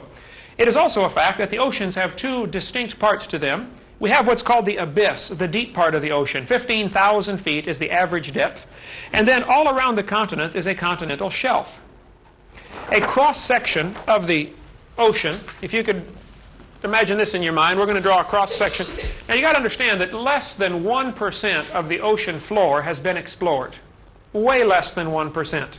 I called the people in Washington, D.C. that make the maps and said, now these contours you have on the ocean floor, how much of that is science and how much is that interpretation?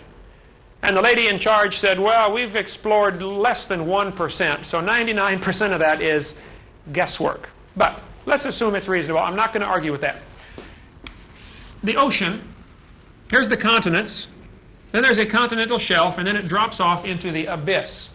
This area is called the continental shelf right here, where the water is less than 1,000 feet deep. Most people say less than 1,000 feet is considered continental shelf. Then you have the continental rise down to the abyss, where it's 15,000 feet deep, as opposed to 1,000. If you lowered the oceans 1,000 feet, if you could remove 1,000 feet of water out of the oceans, the continents would become huge. All the continental shelves would be exposed. England would not be an island. England would be part of the mainland. The English Channel would just be a valley you would walk across. Actually, if the oceans were lowered by just 1,000 feet, the Indians could walk to America from either side. You could walk across Iceland and Greenland and Canada. It would all be connected by lowering the oceans. So, here's the creationist worldview of what happened. Go back to my timeline. 4,000 years ago, BC, the creation. 1,600 years later, the flood. After the flood, the ice caps were huge, all the way down to Kansas City, Missouri. If you trap that much water in the form of ice, you're going to lower the oceans considerably. So for the first couple of hundred years after the flood, the people were able to walk literally any place in the world. As the languages, after the Tower of Babel incident in the Bible, when the languages were created, the people broke up into their small inbreeding groups, and they traveled any place they felt like traveling. You could walk to Australia. There was no water in the way. If you lower the water, if you lower the ocean, that's a fact. There's a land bridge to every place. So for the first couple of hundred years, the people dispersed around the world, including to America. And then as the melting ice caps caused the water to rise, the continents became separated. The Bible says in the days of Peleg, the earth was divided. Well, Peleg lived, where's my chart here?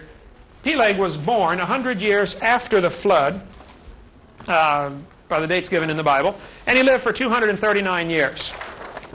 During Peleg's time, the Bible says the earth was divided. I think that means a couple of things. I think that's when the earth was divided up into the different languages and consequently nationalities. I think the people that were in these small inbreeding groups developed unusual traits.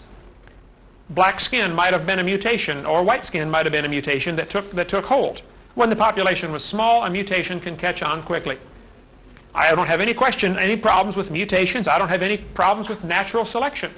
Natural selection works, but it doesn't prove evolution. It might prove creation. Natural selection is not evidence for either side of this argument. It has nothing to do with the argument. After the flood, the populations began to spread out, and they could come over to America or any place they felt like, and the oceans kept coming up deeper and deeper and deeper. Maybe for a 400 or 500 year span, the ice caps were advancing and retreating, maybe for 1,000 years. During that time, cities would be built near the beach and consequently have to be abandoned as the waters come up. And maybe that's why we have legends of lost cities like Atlantis, and why there are some unusual features underwater. You know, there's some, looks like buildings in 30 feet deep water down by, Bermuda. That could be explained from the flood. The consequences of the global changes, the climate changes, would cause a rising and lowering of the ocean, I think, pretty dramatically. So, a long answer to a short question. The creationist would say the continental shelf was exposed, and that's why we have underwater erosional features like there are canyons bigger than Grand Canyon underwater, which means it must have been above water, or it wouldn't erode like that. Okay? Yes, sir. One question about the Pangea theory. They have found fossils that match up on the coast, the northeastern coast of South America and the coast of Africa that match, and they're found nowhere else but right in a specific area. And when they're put together, there is an area population of these animals and rocks that are found nowhere else. I would argue that they're not found anywhere else. Nearly every type of fossil is found nearly every place. Dinosaurs, camels have been found near the North Pole. Now, you can look at that two different ways. The North Pole used to be at the equator and the Earth is tipped, or the North Pole has moved, continental drift. Or the world was perfect before the flood and camels lived at the North Pole. Or the flood lasting a year could have floated the dead carcasses anywhere, any place in the world. So the fact that there are similar fossils found on both continents does not disprove the creation model. It might prove there was a flood 4,400 years ago and the dead animals drifted to those places and that's where they landed. But there's also, when they find, well, I guess it wouldn't be the same, but they find polarized rocks that through time periods switch polarization like a time clock. And they find that they match up. Magnetized rocks. Right. And they match up almost exactly on the two coasts when they put them together.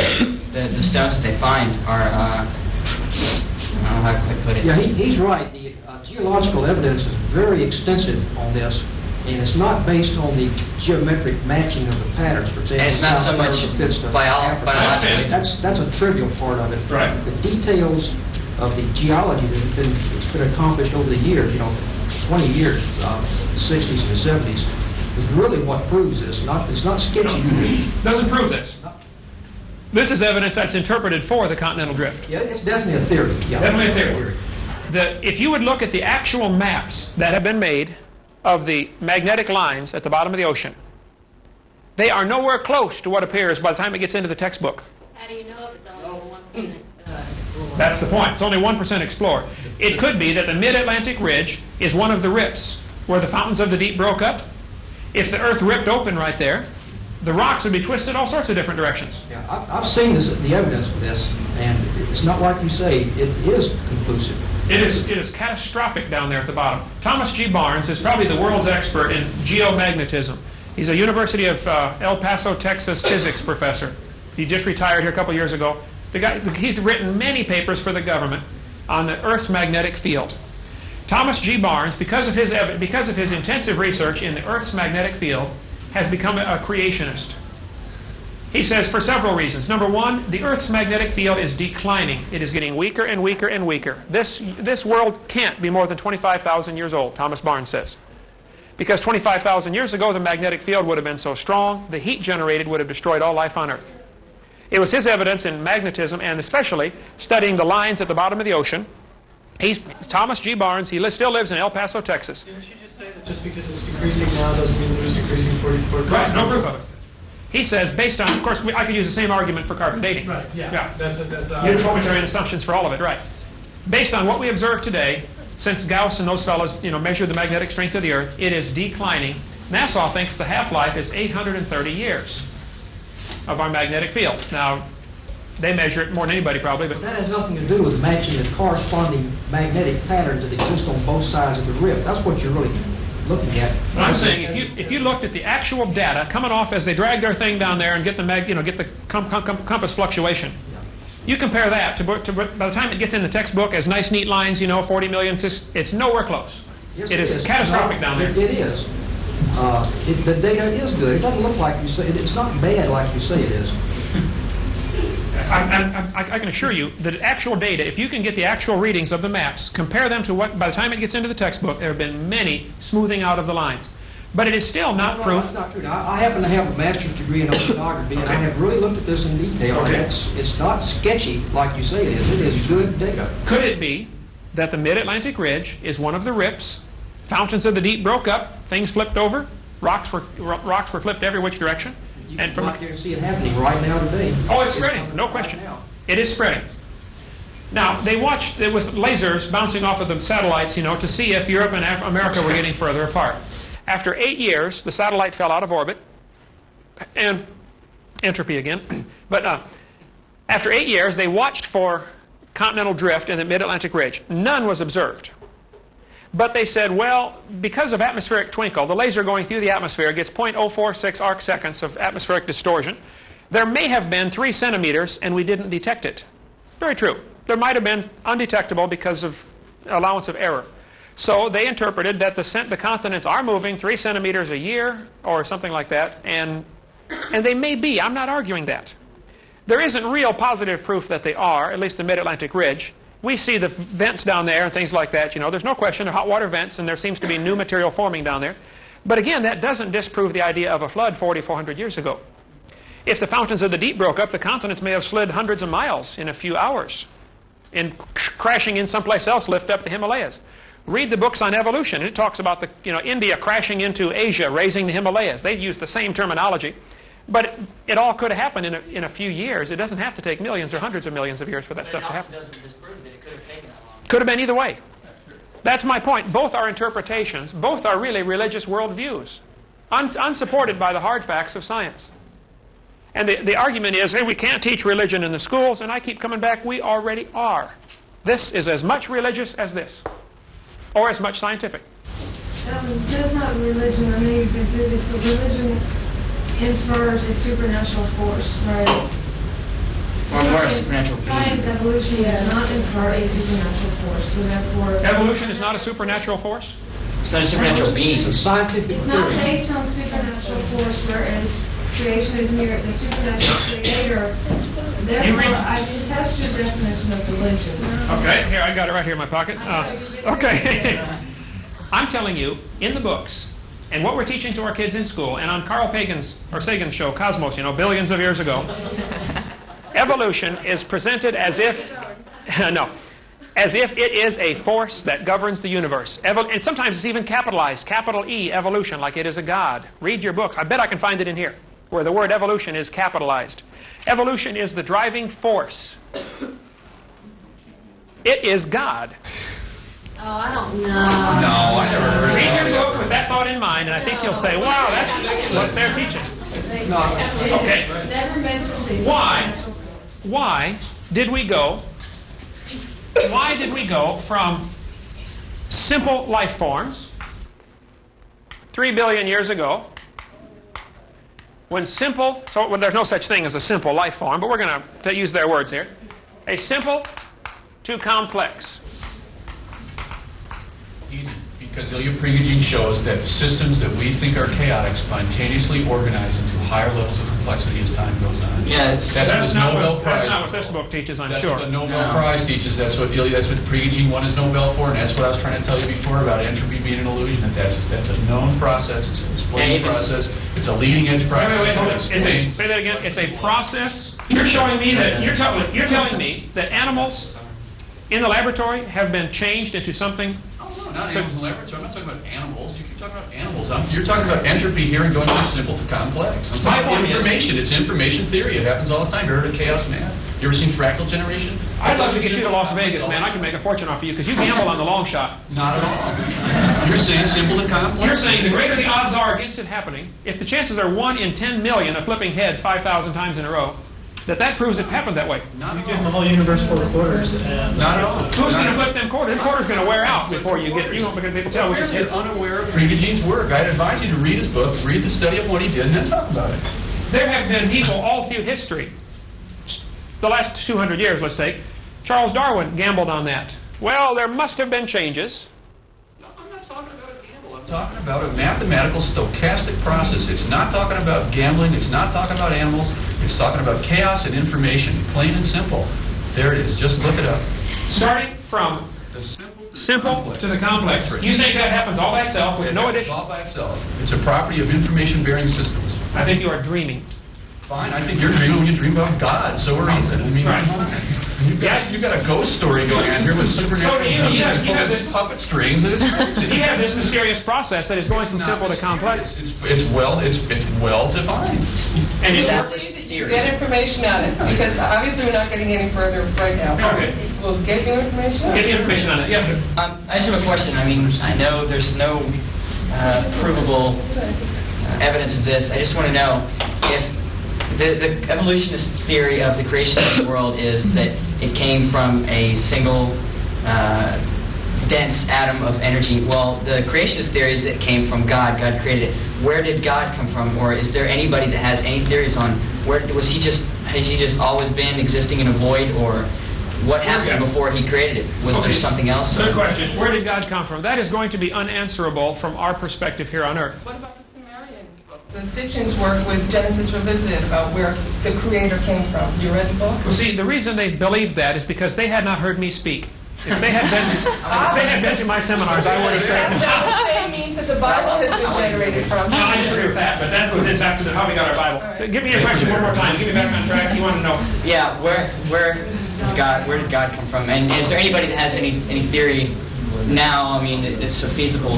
There is no proof of that either way, but let me give you an analogy. I taught geometry, science, and mathematics for years. In geometry, in plain geometry, you deal with just flat substances. Let's suppose we have two people, Mr. Flat and Mrs. Flat. Okay? Here they are, Mr. Flat and Mrs. Flat. They live in Flatland, the chalkboard. They have no comprehension of the third dimension. All right? All they see, actually, you and I, as three-dimensional beings, you can see two dimensions, width and height, and you understand depth. But you don't really see depth in the strict sense of the term. You could take a picture of what you're looking at, and it would be flat, but you would still perceive the depth in it. Third dimension is really something we perceive. You don't really see it, if I can get the difference across. Mr. Flat would see Mrs. Flat as a straight line. He could walk around and understand that she is indeed a rectangle. But he only sees her as a straight line. He walks around and says, oh, she's a rectangle. Okay? Suppose I, as a three-dimensional being, would like to get them to understand me. You can't put a three-dimensional object into two dimensions. So I stick my finger through the chalkboard. Mr. Flat comes over and says, I've seen him. He's a circle. Right?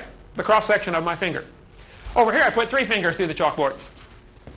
Mrs. Flat comes over. She says, oh, no, honey, I've seen him. He's three circles. Both have a very, very limited, small view of what I am. Both are right and wrong at the same time. There is no possible way I'm going to explain a three-dimensional being to a two-dimensional being. Cannot be done. But yet I have the capacity of being closer to them than they can be to each other. And they're not even aware of my presence. Because I'm just barely into the next dimension. Right? I think God is not limited to our three dimensions that we have, length, width, and height. Or maybe time, and maybe there's other dimensions. I think the God that I envision is beyond all of this nature. He created it. The guy who designed the car, or the computer, or the calculator, is above and beyond and smarter than and outside of his creation. He's not affected by it. He has to be smarter than the watch. He made the watch, right? I think the Creator is not part of this creation in the pantheist sense. I mean, God, you don't go hug the trees because this God is the tree and God is the rock and God is the flower. That's a very limited pantheistic view of God. The God that I have is outside of His creation. If He wants to come down and walk on the water or raise the dead, He made the whole thing. He can do absolutely anything, totally unlimited. That is the Christian God that He says, okay, poof, there's the world. So in a scientific way, you're saying possibly could exist in a fourth dimension that we just can't perceive at all. There's radio waves coming through this room right now. Yeah. You can't feel them or taste them or touch them, but you could, if you had an instrument to pick them up, you could pick them up, right? A radio. A lot of things we can't see that we know exist. I would say that, though that's a crude analogy, I know God exists because I talk with Him. He's my buddy. I've been saved 25 years ago. I accepted Jesus Christ as my sacrifice. He paid for my sins. I am now going to heaven, not because I'm good, but because I've been forgiven. And anybody can have that. Jesus Christ came and died. God made this world. The people rejected God's authority, decided they wanted their own will. God says, no, I still want you. Some want Him, some don't. Most don't. And God's the boss. He's going to take care of all that. His, Judgment Day will come, and God will straighten it all out. But until then, I've never seen Him, but I'm going to serve Him and worship Him. I don't have to. I'm 41 years old. I can go do what I want. I think one thing you ought to consider about us is quite a few of us are devout Christians. We practice our religion as well as you do, sure, as often as you do. I didn't say you. And we find it completely compatible with evolution, as we're talking about right now. Mm-hmm. You seem to keep be insisting that this is not the case, that because we are espousing evolution, that we are not Christians or something like you put on the board a while ago, we're associated with communists and Nazis. I think you're being misleading about us in that respect. And in a sense, you're insulting us, and I think you ought to be careful about that in future talks to a group like this. Okay. No, I'm open for any suggestions. I want to help. You're coming across as being a little self-righteous, and really, you're really turning me off about the creationist viewpoint. At first, I was really enjoying the discussion, and now you're starting to get a little bit personal. So that's constructive criticism. Good observation. Each of these philosophies of life has a lot of baggage with it. If this is true, there's no need for God. Why No, not? no, no. Why not? no. Who says that? What did he do? Yeah, but I just got to say. Evolution is the Exactly. process of change, not the process of It's creation. human nature for us to Hey. believe that there's a being out there, some divine something to answer the questions we can't answer. But there's no problem with that. It shouldn't be a problem for us to try to find our own answers either. Yeah, that's God's finger snap, the Big Bang. Right, That's a way of looking at it. You believe God started with the matter, God supplied the energy, and God supplied the matter, and God started. I'm not Okay, I don't really have a theory about that, but I Okay. think that's a reasonable thing, yeah. This, then, is teaching that God uses millions of years of suffering, misfits, death. He has no idea what he really wants. There's billions of blind alleys, dead ends, species evolve, can't compete, they die out, tooth and claw, struggle for life. He can do whatever he wants. He's God. He made the flood, killed He made everybody. the flood. There's suffering now. What the heck? Yeah. This is an unintelligent God who doesn't, he doesn't. Yeah, but how, if he was so intelligent, how come he had to wipe us out in the first place? That doesn't make any sense. He gave freedom of choice. Let's take the question. Yeah, I just wanted to say that at that point in time, when you say that, are you not imposing your three-dimensional worldview on a God that exists in more dimensions? When you say that God doesn't know what He wants, it's a blind God that makes people suffer and makes people die, aren't you imposing your limited perception of what God is on the reality of God? No, I'm saying, to me, the evolutionist worldview is if they say God did this, then God is cruel. Well, you're telling us that unless we believe, we're all going to burn. That seems pretty cruel to me. I didn't say that. I don't think so. Watch the tapes, but You just said that we have a choice, and we made the wrong choice, and that's why the flood hit. I don't know what choice you've made at all. I've never asked you if you're going to your hell. Yes, ma'am. Do you not feel that what's going on now in the world is not cruel and that God is not Oh, there's a lot of cruelty going on now. I mean, if you're saying that if that being so, that there would be a long period of time of cruelty, to explain this time of cruelty. I think after the flood, early in the creation, it wouldn't do any good for God to make robots. He could have programmed Adam and Eve like a computer. I'm 6'1", my wife is 5'0". I can go home, grab her by the throat and say, now you tell me you love me. Well, I could easily beat her up. 100 pounds, 5'0". But that's not what I want. I want her to want to love me. So God gave His creatures, His creation, a freedom of choice. God said, Adam, here's the rules. Do this, beautiful world, got everything for you, I just don't want you to stay away from that one tree. If there was no choice, if there was nothing to choose between, then it's not really a choice. Then when man sinned, God right away started a program to buy back His creation, if they'd take it. But see, God being perfect and just, the God that I worship, absolutely perfect, He cannot tolerate sin. Everything must be fixed. We get all upset with our justice system because the criminals go free. There's something in man that wants justice done. Somebody murders somebody in your family, you want to see some justice done. That's just part of human nature. We want justice. I think that's part of our shady image of God that we still have. We like things to be fair and just. God created it, they sinned. God says, I'll pay for it if you'll let me. I'll die on the cross. My blood will shed, I will pay for your sins if you'll accept me. Some don't want to, some do.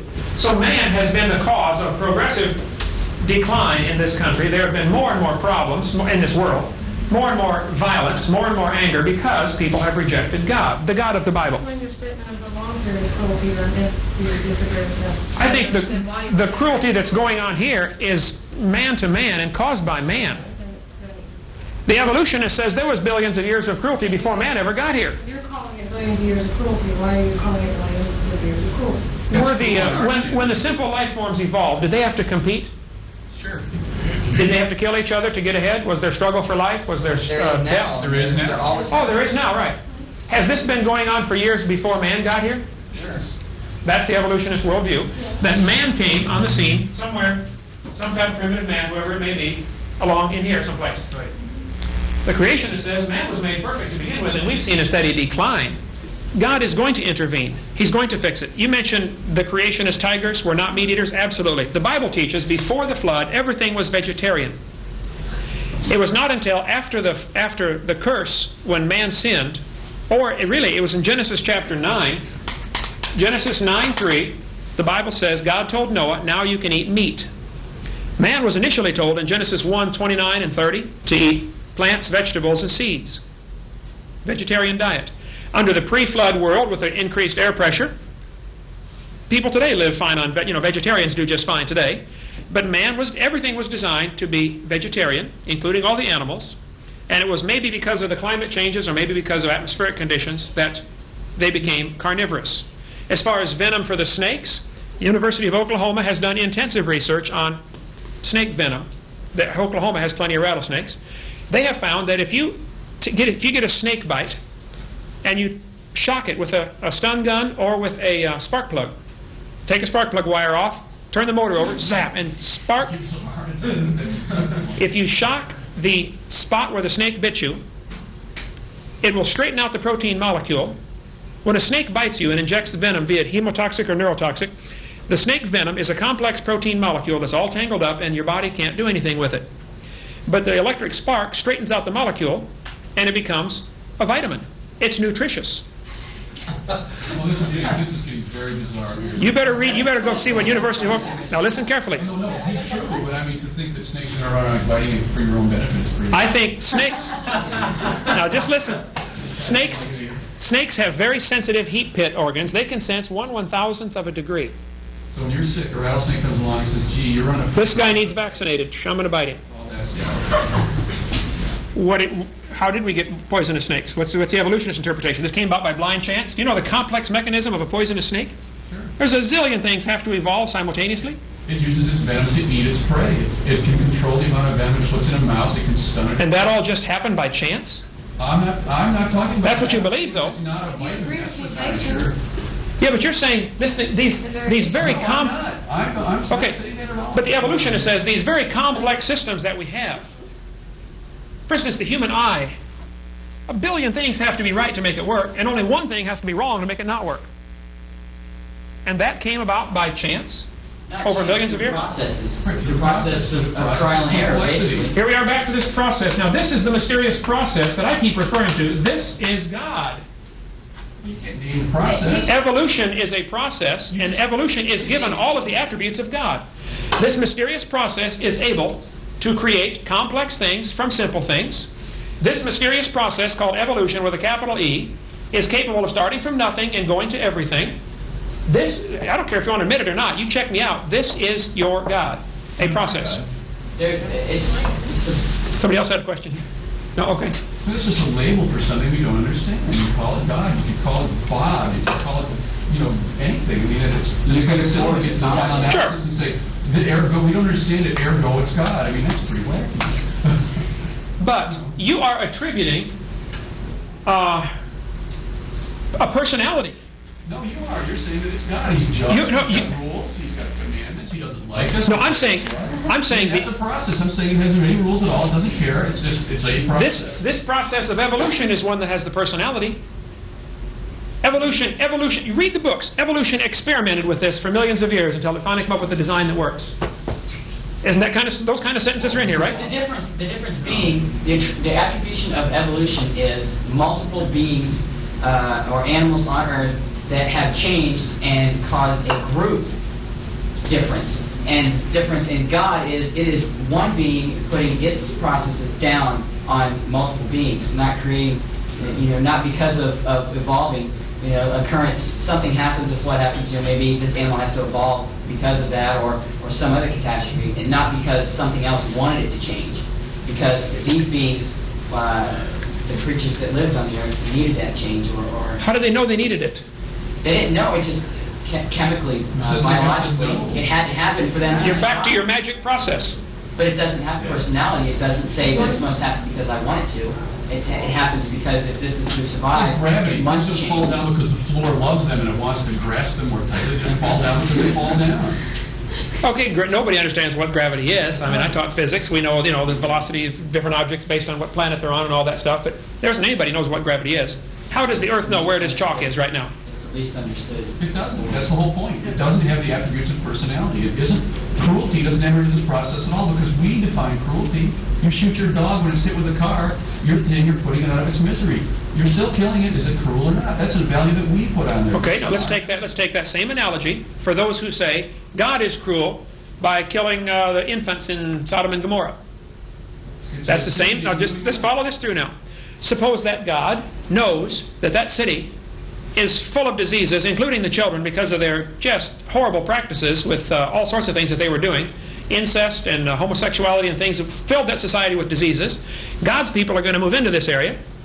God says, I want you to kill the whole population for their own good and for your good, so this disease is wiped out off the earth. Who created the disease? Then the guy's a smart God. He's a smart God to command the execution. It's like me pulling weeds out of my flower garden. Created all disease. I mean, if God's created it all, then He created the diseases. So wait. Let's not say God created the diseases. Some of the diseases are perfectly fine and helpful to the different organisms, like sheep. Sheep get venereal disease. It's no big deal. It's like a cold. But when sailors have sex with sheep on board ships, and sailors get venereal disease, and that's how venereal disease got started. Study your history. Is that God's fault? I wasn't there. I can't tell. See, no, the smart, all-wise, all-powerful Creator not only created everything, He gave them a book, the Bible, says, don't do this. If you do, things are going to go bad. They did, and things went bad. Well, if there was that... Wait a minute, one at a time. Go ahead. Do you think that man throughout time is totally truthful and totally honest to the point where they could interpret the Bible over thousands of years verbatim, the way it was first written? I mean, there is proof. I don't have any documentation with me, so I can't really substantiate this, but there's proof that when King James interpreted the Bible, he left out a lot of things, a lot of women, a lot of occurrences that he didn't believe should be in there. And do you believe that it should be taken so literally when it's been interpreted by so many different people and rewritten, and maybe those monks that copied it down changed it just a little bit, or whoever wrote it down changed it to their liking? Do you think it should be taken so literally after it's been so... Okay, we're opening up a whole new subject of, is the King James Version of the Bible, for instance, the infallible, inspired, preserved Word of God? I think that would be a fascinating discussion, which I'd be glad to get into. But that would draw us way off of our main subject of creation evolution.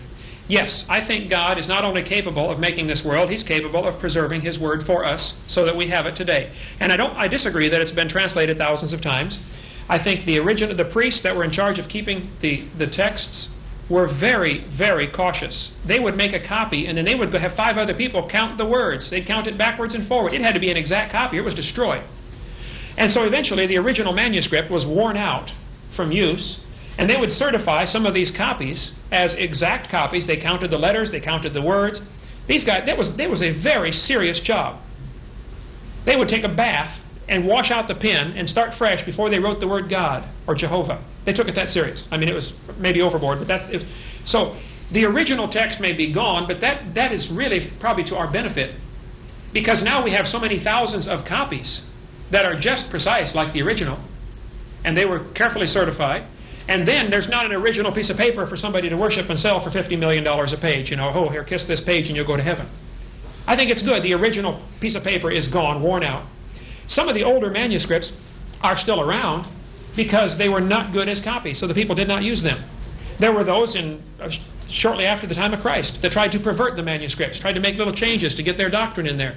Well, the church said, forget it, that's useless. I'm not going to use that transcript. And therefore that one survived because it never got used.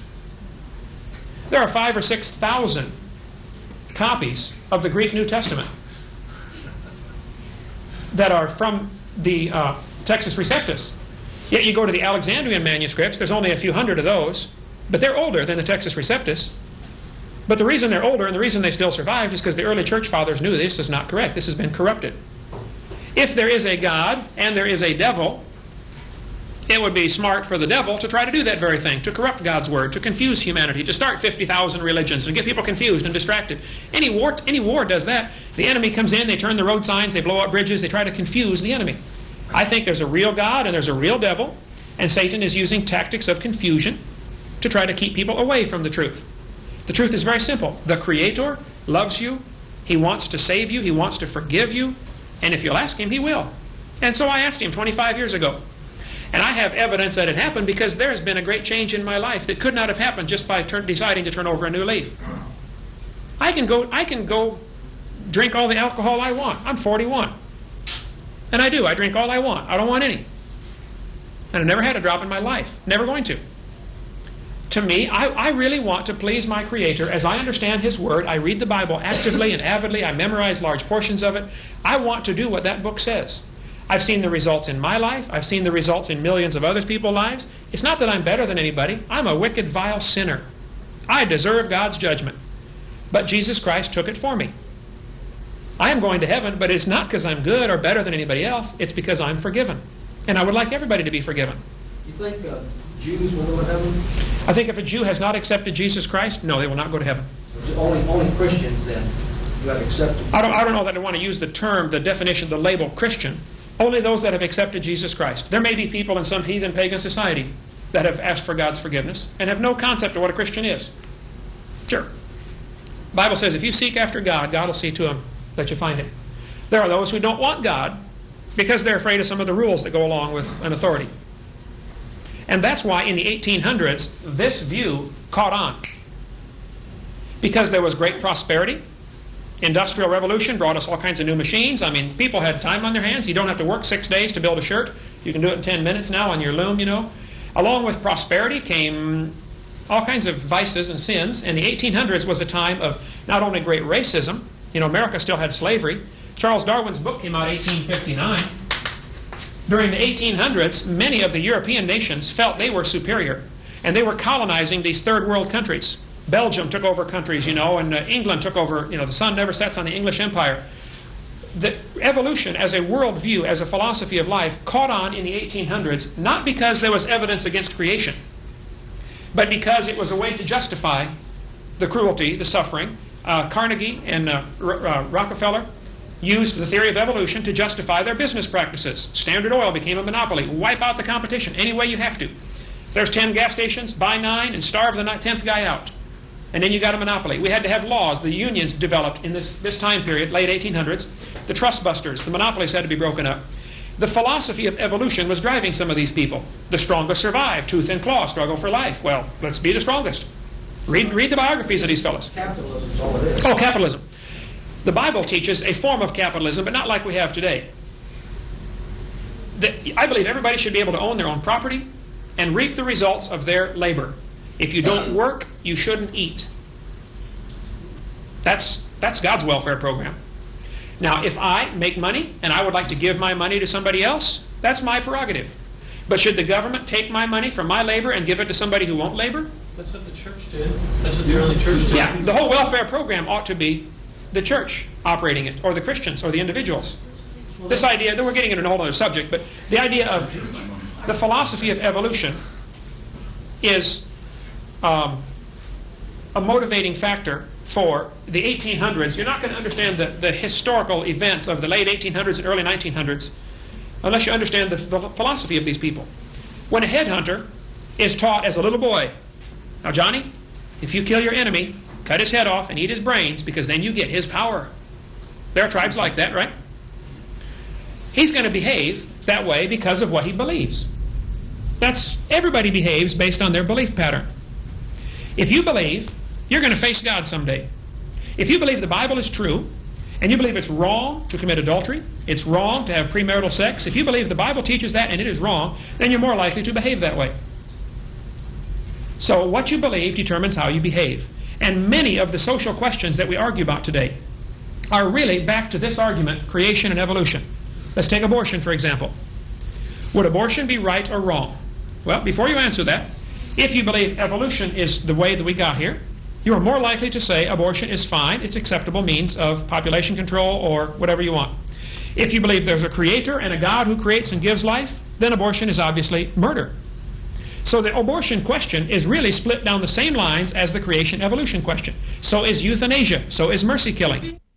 The creationist and evolutionist worldviews are philosophies of life.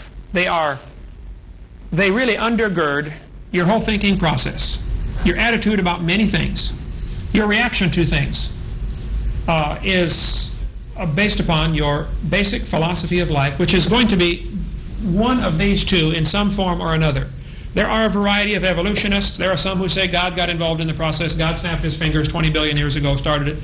But their philosophy of life would be, I think, considerably different than my philosophy of life, which says the Bible is literally true and to be obeyed, to be read carefully and to be obeyed.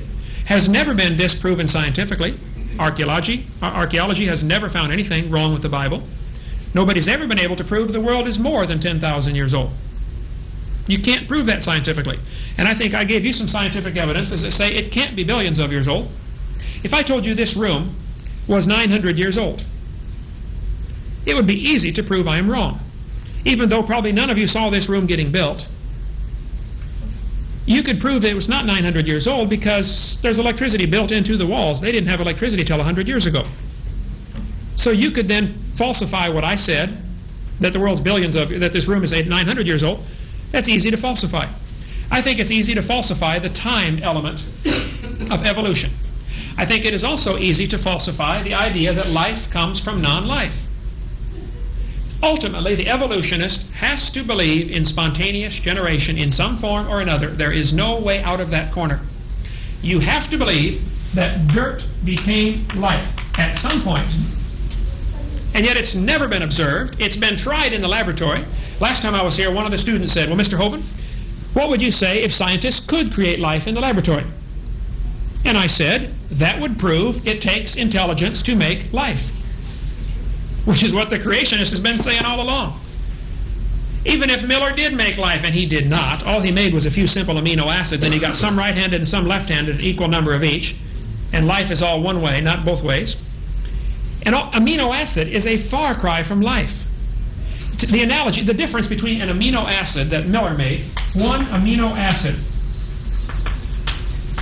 the difference between that and life is many, many orders of magnitude. If I drop toothpicks on the floor, I may accidentally form a letter of the alphabet. That is probably, if I dropped 1,000,000 toothpicks, I would probably make a letter A someplace out of that pile, or a letter Z, or a letter N. What are the chances of me dropping toothpicks and developing an entire word?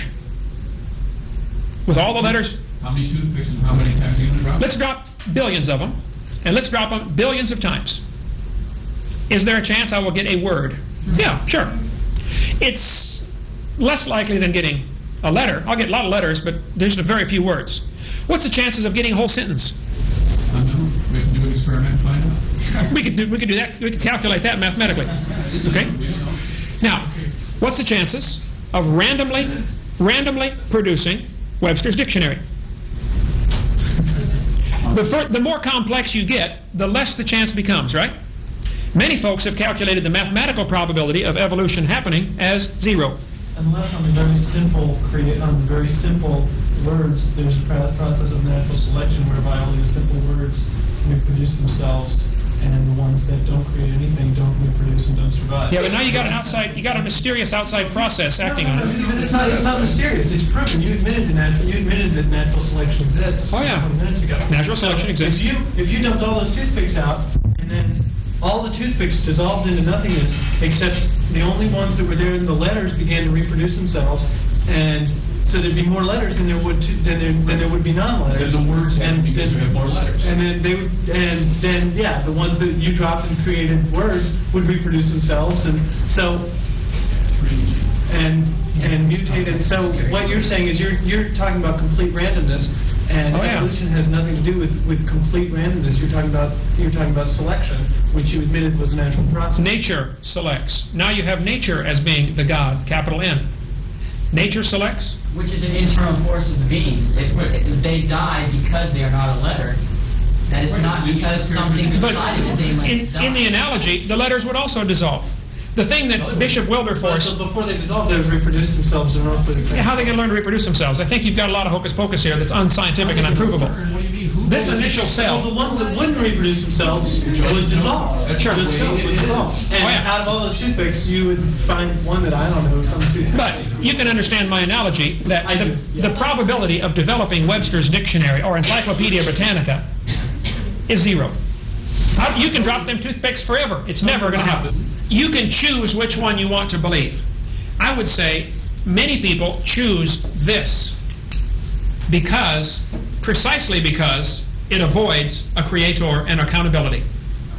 But there are moral beliefs that are accepted within yourself that aren't just because of a creator, and they aren't because you believe that there should be something, a set of moral standards, not because they're imposed. And I tried to say that.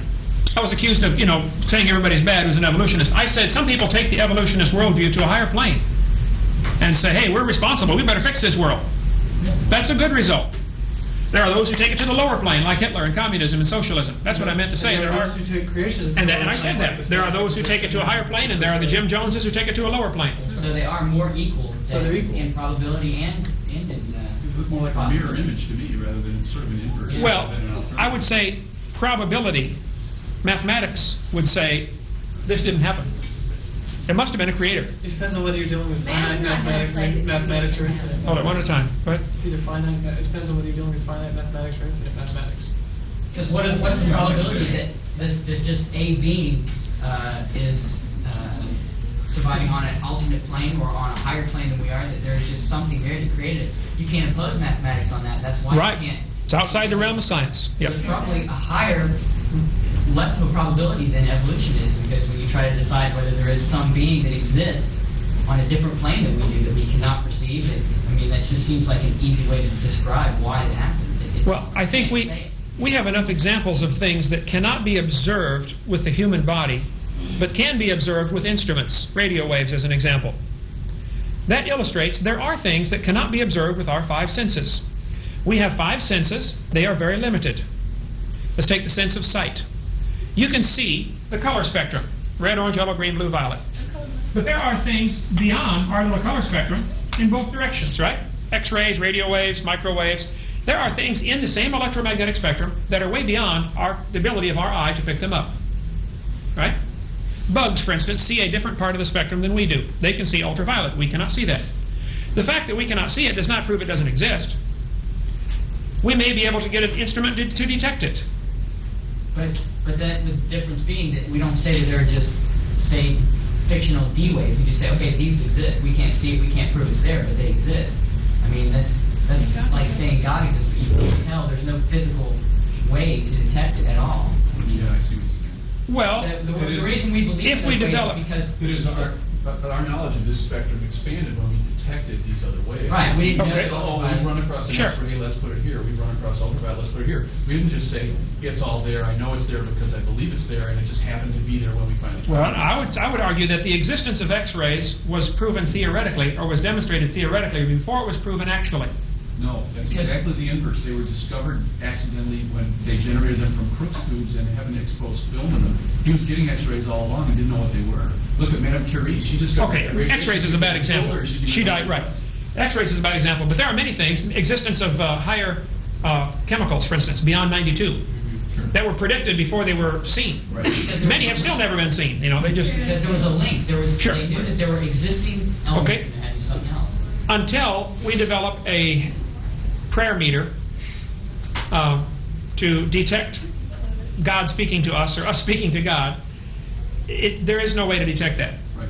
I'm saying it is pure religion. I've admitted it all along. Creationism is a religion. What I want is the evolutionists to admit they have a religion also. They don't know what exploded. They don't know who supplied the energy. They don't know how the life got here from dirt. And they don't know how the life began to all of a sudden be able to reproduce itself. Reproduction is a complex process. DNA is extremely complex. And if you're welcome to think that it happened by chance, but I'm saying we haven't observed it, nobody's been able to duplicate it in the laboratory. Making an amino acid is not making life. But there's no physical existence proving the existence of God either. I agree. Except for human. I agree. So my whole argument is the way we're teaching our kids in our grade schools and junior highs and high schools is unconstitutional. We have a state-established religion. The taxpayers are all paying for this view and only this view to be presented. That's unfair, it's not right, and we ought to show both. Or if you can think of a third one, then let's show all three. I think if the kids are smart enough to know, somebody says, well, which brand of creation? Do you think the world came on the back of a giant duck that flew down here from some planet? Well, the kids could see, that's dumb. But if you want to teach that, then let's teach that. If there's 30 different varieties of creation accounts, well, then teach all 30. Why have we only included this one? The textbooks will say, second grade books. I got one packed away, but I got second grade book. Boys and girls. Dinosaurs roamed the earth 70 million years ago. It'll say that like it's a fact. In the second grade books. Okay? But what about the second grade books? It should say scientists believe that. Yeah, It should say, one theory is that dinosaurs roamed the earth millions of years ago. Another theory, which more than half of the U.S. population believes, more than half of the people believe, that dinosaurs did not roam the earth millions of years ago. That they've always been with man, and there may be a few still around. But the population is, that doesn't make it so. Believing does not make it so. I agree for evolution also. That's right. So why do we only teach this? Why does the second grade book say dinosaurs roamed the earth 70 million years ago when it may indeed not be true? But don't you think that they should be taught in two different subjects instead of in the same classroom? I think evolution is not part of science. This is part of a philosophy. But it's been stirred in with science to the point where people think it belongs there. And the same analogy could be made where beer is always advertised at football games. Right? Beer has nothing to do with football. Show me what beer has to do with football.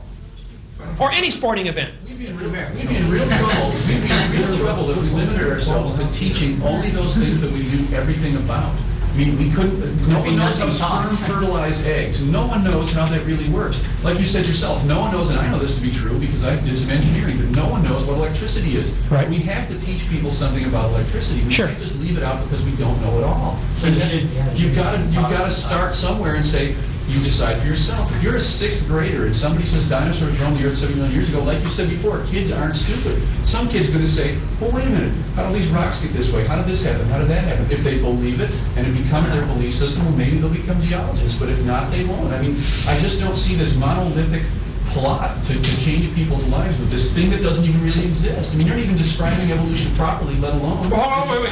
What have I described about evolution that is improper? You're claiming that it has this coherent view. You get three evolutionists in a room at any one time, and you'll have three different theories of evolution. Yeah, and they each can prove the other two are wrong. Well, that's right. So there is no monolithic view where they all say this or they all say that or all secondary books say dinosaurs. Oh, yeah, you get three Christians in a room, too.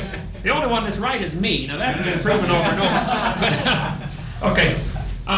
That's my only problem. It's a straw man. You build this boogie and then you shoot it down. And it's just not the case. I think that we would have to go back to our definition of evolution. Is it microevolution? Then everybody agrees with that. As far as the macro theory of evolution, that this process started 20 billion years ago, this is the way it is presented. This is not scientifically supported. It is not supported by consensus of the American people. Most people do not believe this. Majority opinion doesn't mean anything. That doesn't mean it's not true, though. Okay, hold it now. What you just said, listen now. The world population doesn't have a consensus for the existence of your Christian God, but that Absolutely. Doesn't exist, so we've got But you watch the arguments on creation, evolution, and inevitably, some evolutionists will say, but the majority of scientists believe this. Scientists, they're not the public. Scientists are they infallible? No, but there are people who study the thing that have an opinion. The average person in the population doesn't know squat about evolution. That's why your average drug dealer that you're blaming evolutionary theory on isn't going to say, yeah, I'm selling crack cocaine because I believe that evolution gives me the right to do this. He's not going to say that T.H. Huxley or Darwin supports the theory of survival of the fittest. That's why I'm going to gun you down with an Uzi. I mean, that's just maybe that's ridiculous. It goes back to your philosophical worldview. There's two things we haven't covered that we've been asked to cover here. Carbon dating. And I forgot the other one already, but we only got 7 minutes left, so we'll have to hurry. The what? Dendrochronology. Dendrochronology. Okay, we'll get into carbon dating. Kind of will include that, if we can cover it as quickly here. Radioactive elements, and there are 7 or 10 of them. I don't know how many exactly, but we're going to take some of the simple ones. Carbon-14 is radioactive. Carbon-14 is formed in the upper atmosphere. The Earth has a layer of air around it, approximately 200 miles thick. It floats around all the time, it varies, but about 200 miles thick. Skip the details, we're going to call it 200 miles. When sunlight or starlight or radiation strikes the atmosphere, it adds excess energy to some of the molecules. Nitrogen can take on extra particles and become carbon-14. Carbon-14 then is radioactive. It's very unstable. You can walk past it with a Geiger counter and you hear click, click, click, click, click as particles fly off. It is falling apart. It falls apart. They watched it for 3 days in the laboratory and decided that it falls apart. About half of it will fall apart. The half-life is about 5,730 years, which I have on my chart. Half-life of C14 is about 5,730 years. That is based on a 3 or 4 day extrapolation, which I'm not going to argue with that. That's probably correct. But you'll find people that say it's 6,000, some say it's 5,690, you know, it floats around, but approximately 6,000 years for the half-life of carbon. Then, that carbon-14 that is produced in the atmosphere gets mixed in with the other gases, and it ends up hooking up to oxygen, becoming CO2, carbon dioxide. Well, plants breathe carbon dioxide, and they make it part of their tissue. And then an animal eats the plants. All the while, this carbon is falling apart. It's radioactive. Now, carbon-14 is very rare. There is only 0.0000765% C14. Extremely rare. 1 part per billion. Not much out there. So the animal eats that plant, the animal dies. Today, the atmospheric carbon is about 16 beats, 16 clicks per minute per gram on your Geiger counter. If you start with pure carbon-14, a pure gram of carbon-14, your Geiger counter would pick up about 16 clicks per minute. All right? 5,730 years later, you're only going to be getting 8 clicks per minute because half of it fell apart. Turn back to stable elements, okay? So if you're only getting 8 clicks per minute, you could assume it is 5,730 years old. That's the way it works. If you're only getting 4 clicks per minute, it has gone through 2 half-lives. And at 4 clicks per minute, it is now 11,000 or 12,000 years old. It has only been verified back to 4,000 or 5,000 years based on samples taken from tree rings and samples taken from mummies and parchments and things like that. But it's a far cry from consistent. The dots go all over the chart. From this little bitty 5,000 year range, they have extrapolated back a long time, which may be true. But it is totally overlooking some very fundamental assumptions. The Earth has a magnetic field around it. That magnetic field is responsible for deflecting radiation to the poles. That causes the northern lights and the southern lights. The sky lights up, the neon effect, okay? If the magnetic field is getting weaker, then it used to be stronger. If the magnetic field were stronger 5,000 years ago, less C14 would be formed. So an animal that lived 5,000 years ago started off with only 6 clicks per minute. That's all that was available. And then 5,000 years later, he's down to 3. And we're going to today date him at being 30,000 years old when he's only 5. Because you have assumed that the amount of carbon-14 in the atmosphere today is what it has always been. Willard Libby knew full well, he's the one that invented carbon dating, he knew that atmospheric carbon was still increasing. And yet he ignored that data. He knew if you were filling a barrel, if you had a hose, you're filling a barrel. Up the side of the barrel is a bunch of holes. When you get to a certain level, some of it leaks out. You get to a higher level, it's leaking out 2 holes now, and then 3 holes. Eventually, you reach a state called equilibrium, where the water goes out as fast as it comes in. They calculated that the amount of C14 being formed would equal the amount being destroyed in about 30,000 years. It would take approximately 30,000 years if you started with a fresh atmosphere, sunlight shining on it, atmosphere brand new. Within 30,000 years, the formation rate and the destruction rate would balance each other. Equilibrium. Every time C14 has been tested in the upper atmosphere, it is found to be increasing. Many folks that study this will say, we are only 1/3 of the way to equilibrium. The atmosphere still isn't equalized. The creationist would say, yeah, that's because it's less than 10,000 years old, which is what we've been saying all along. Carbon dating is very much in favor of creationism, young Earth. The fact that it is still increasing in the atmosphere says we're right. It's not billions of years old. And to date an animal with carbon dating is to assume the uniformitarian process has been going on for billions of years, it's been equalized, and that simply is a false assumption. It is not true. So what they've done, they've developed 6 other rulers they can use. Because carbon has a half-life of 5,700 years, it's only good for dating objects that are up to 50,000 years old. Therefore, they picked uranium-235. It has a half-life of 713 million years. Oh, much longer. So, if I took this dinosaur bone to any university, USA, and said, would you please carbon date this? They would say, we couldn't do it, even if it has carbon. because carbon won't give an old enough number. All of the dating methods, be they carbon, potassium, argon, uranium, lead, rubidium, strontium, all of them are based on the assumption that the geologic column is already correct. The geologic column was developed in the 1830s, long before any radiometric dating was even thought of. The geologic column divides Earth up into these different layers.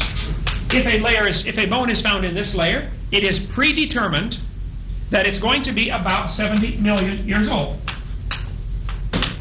So which of the dating methods they use, carbon-14, potassium-argon, uranium-235, uranium-238, they will decide which method to use based on how old they think it is.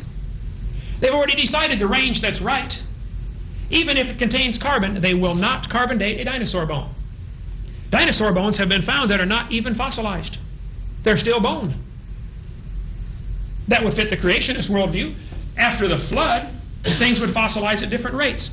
In a coal mine in Australia, a petrified hat was found, dropped by a coal miner.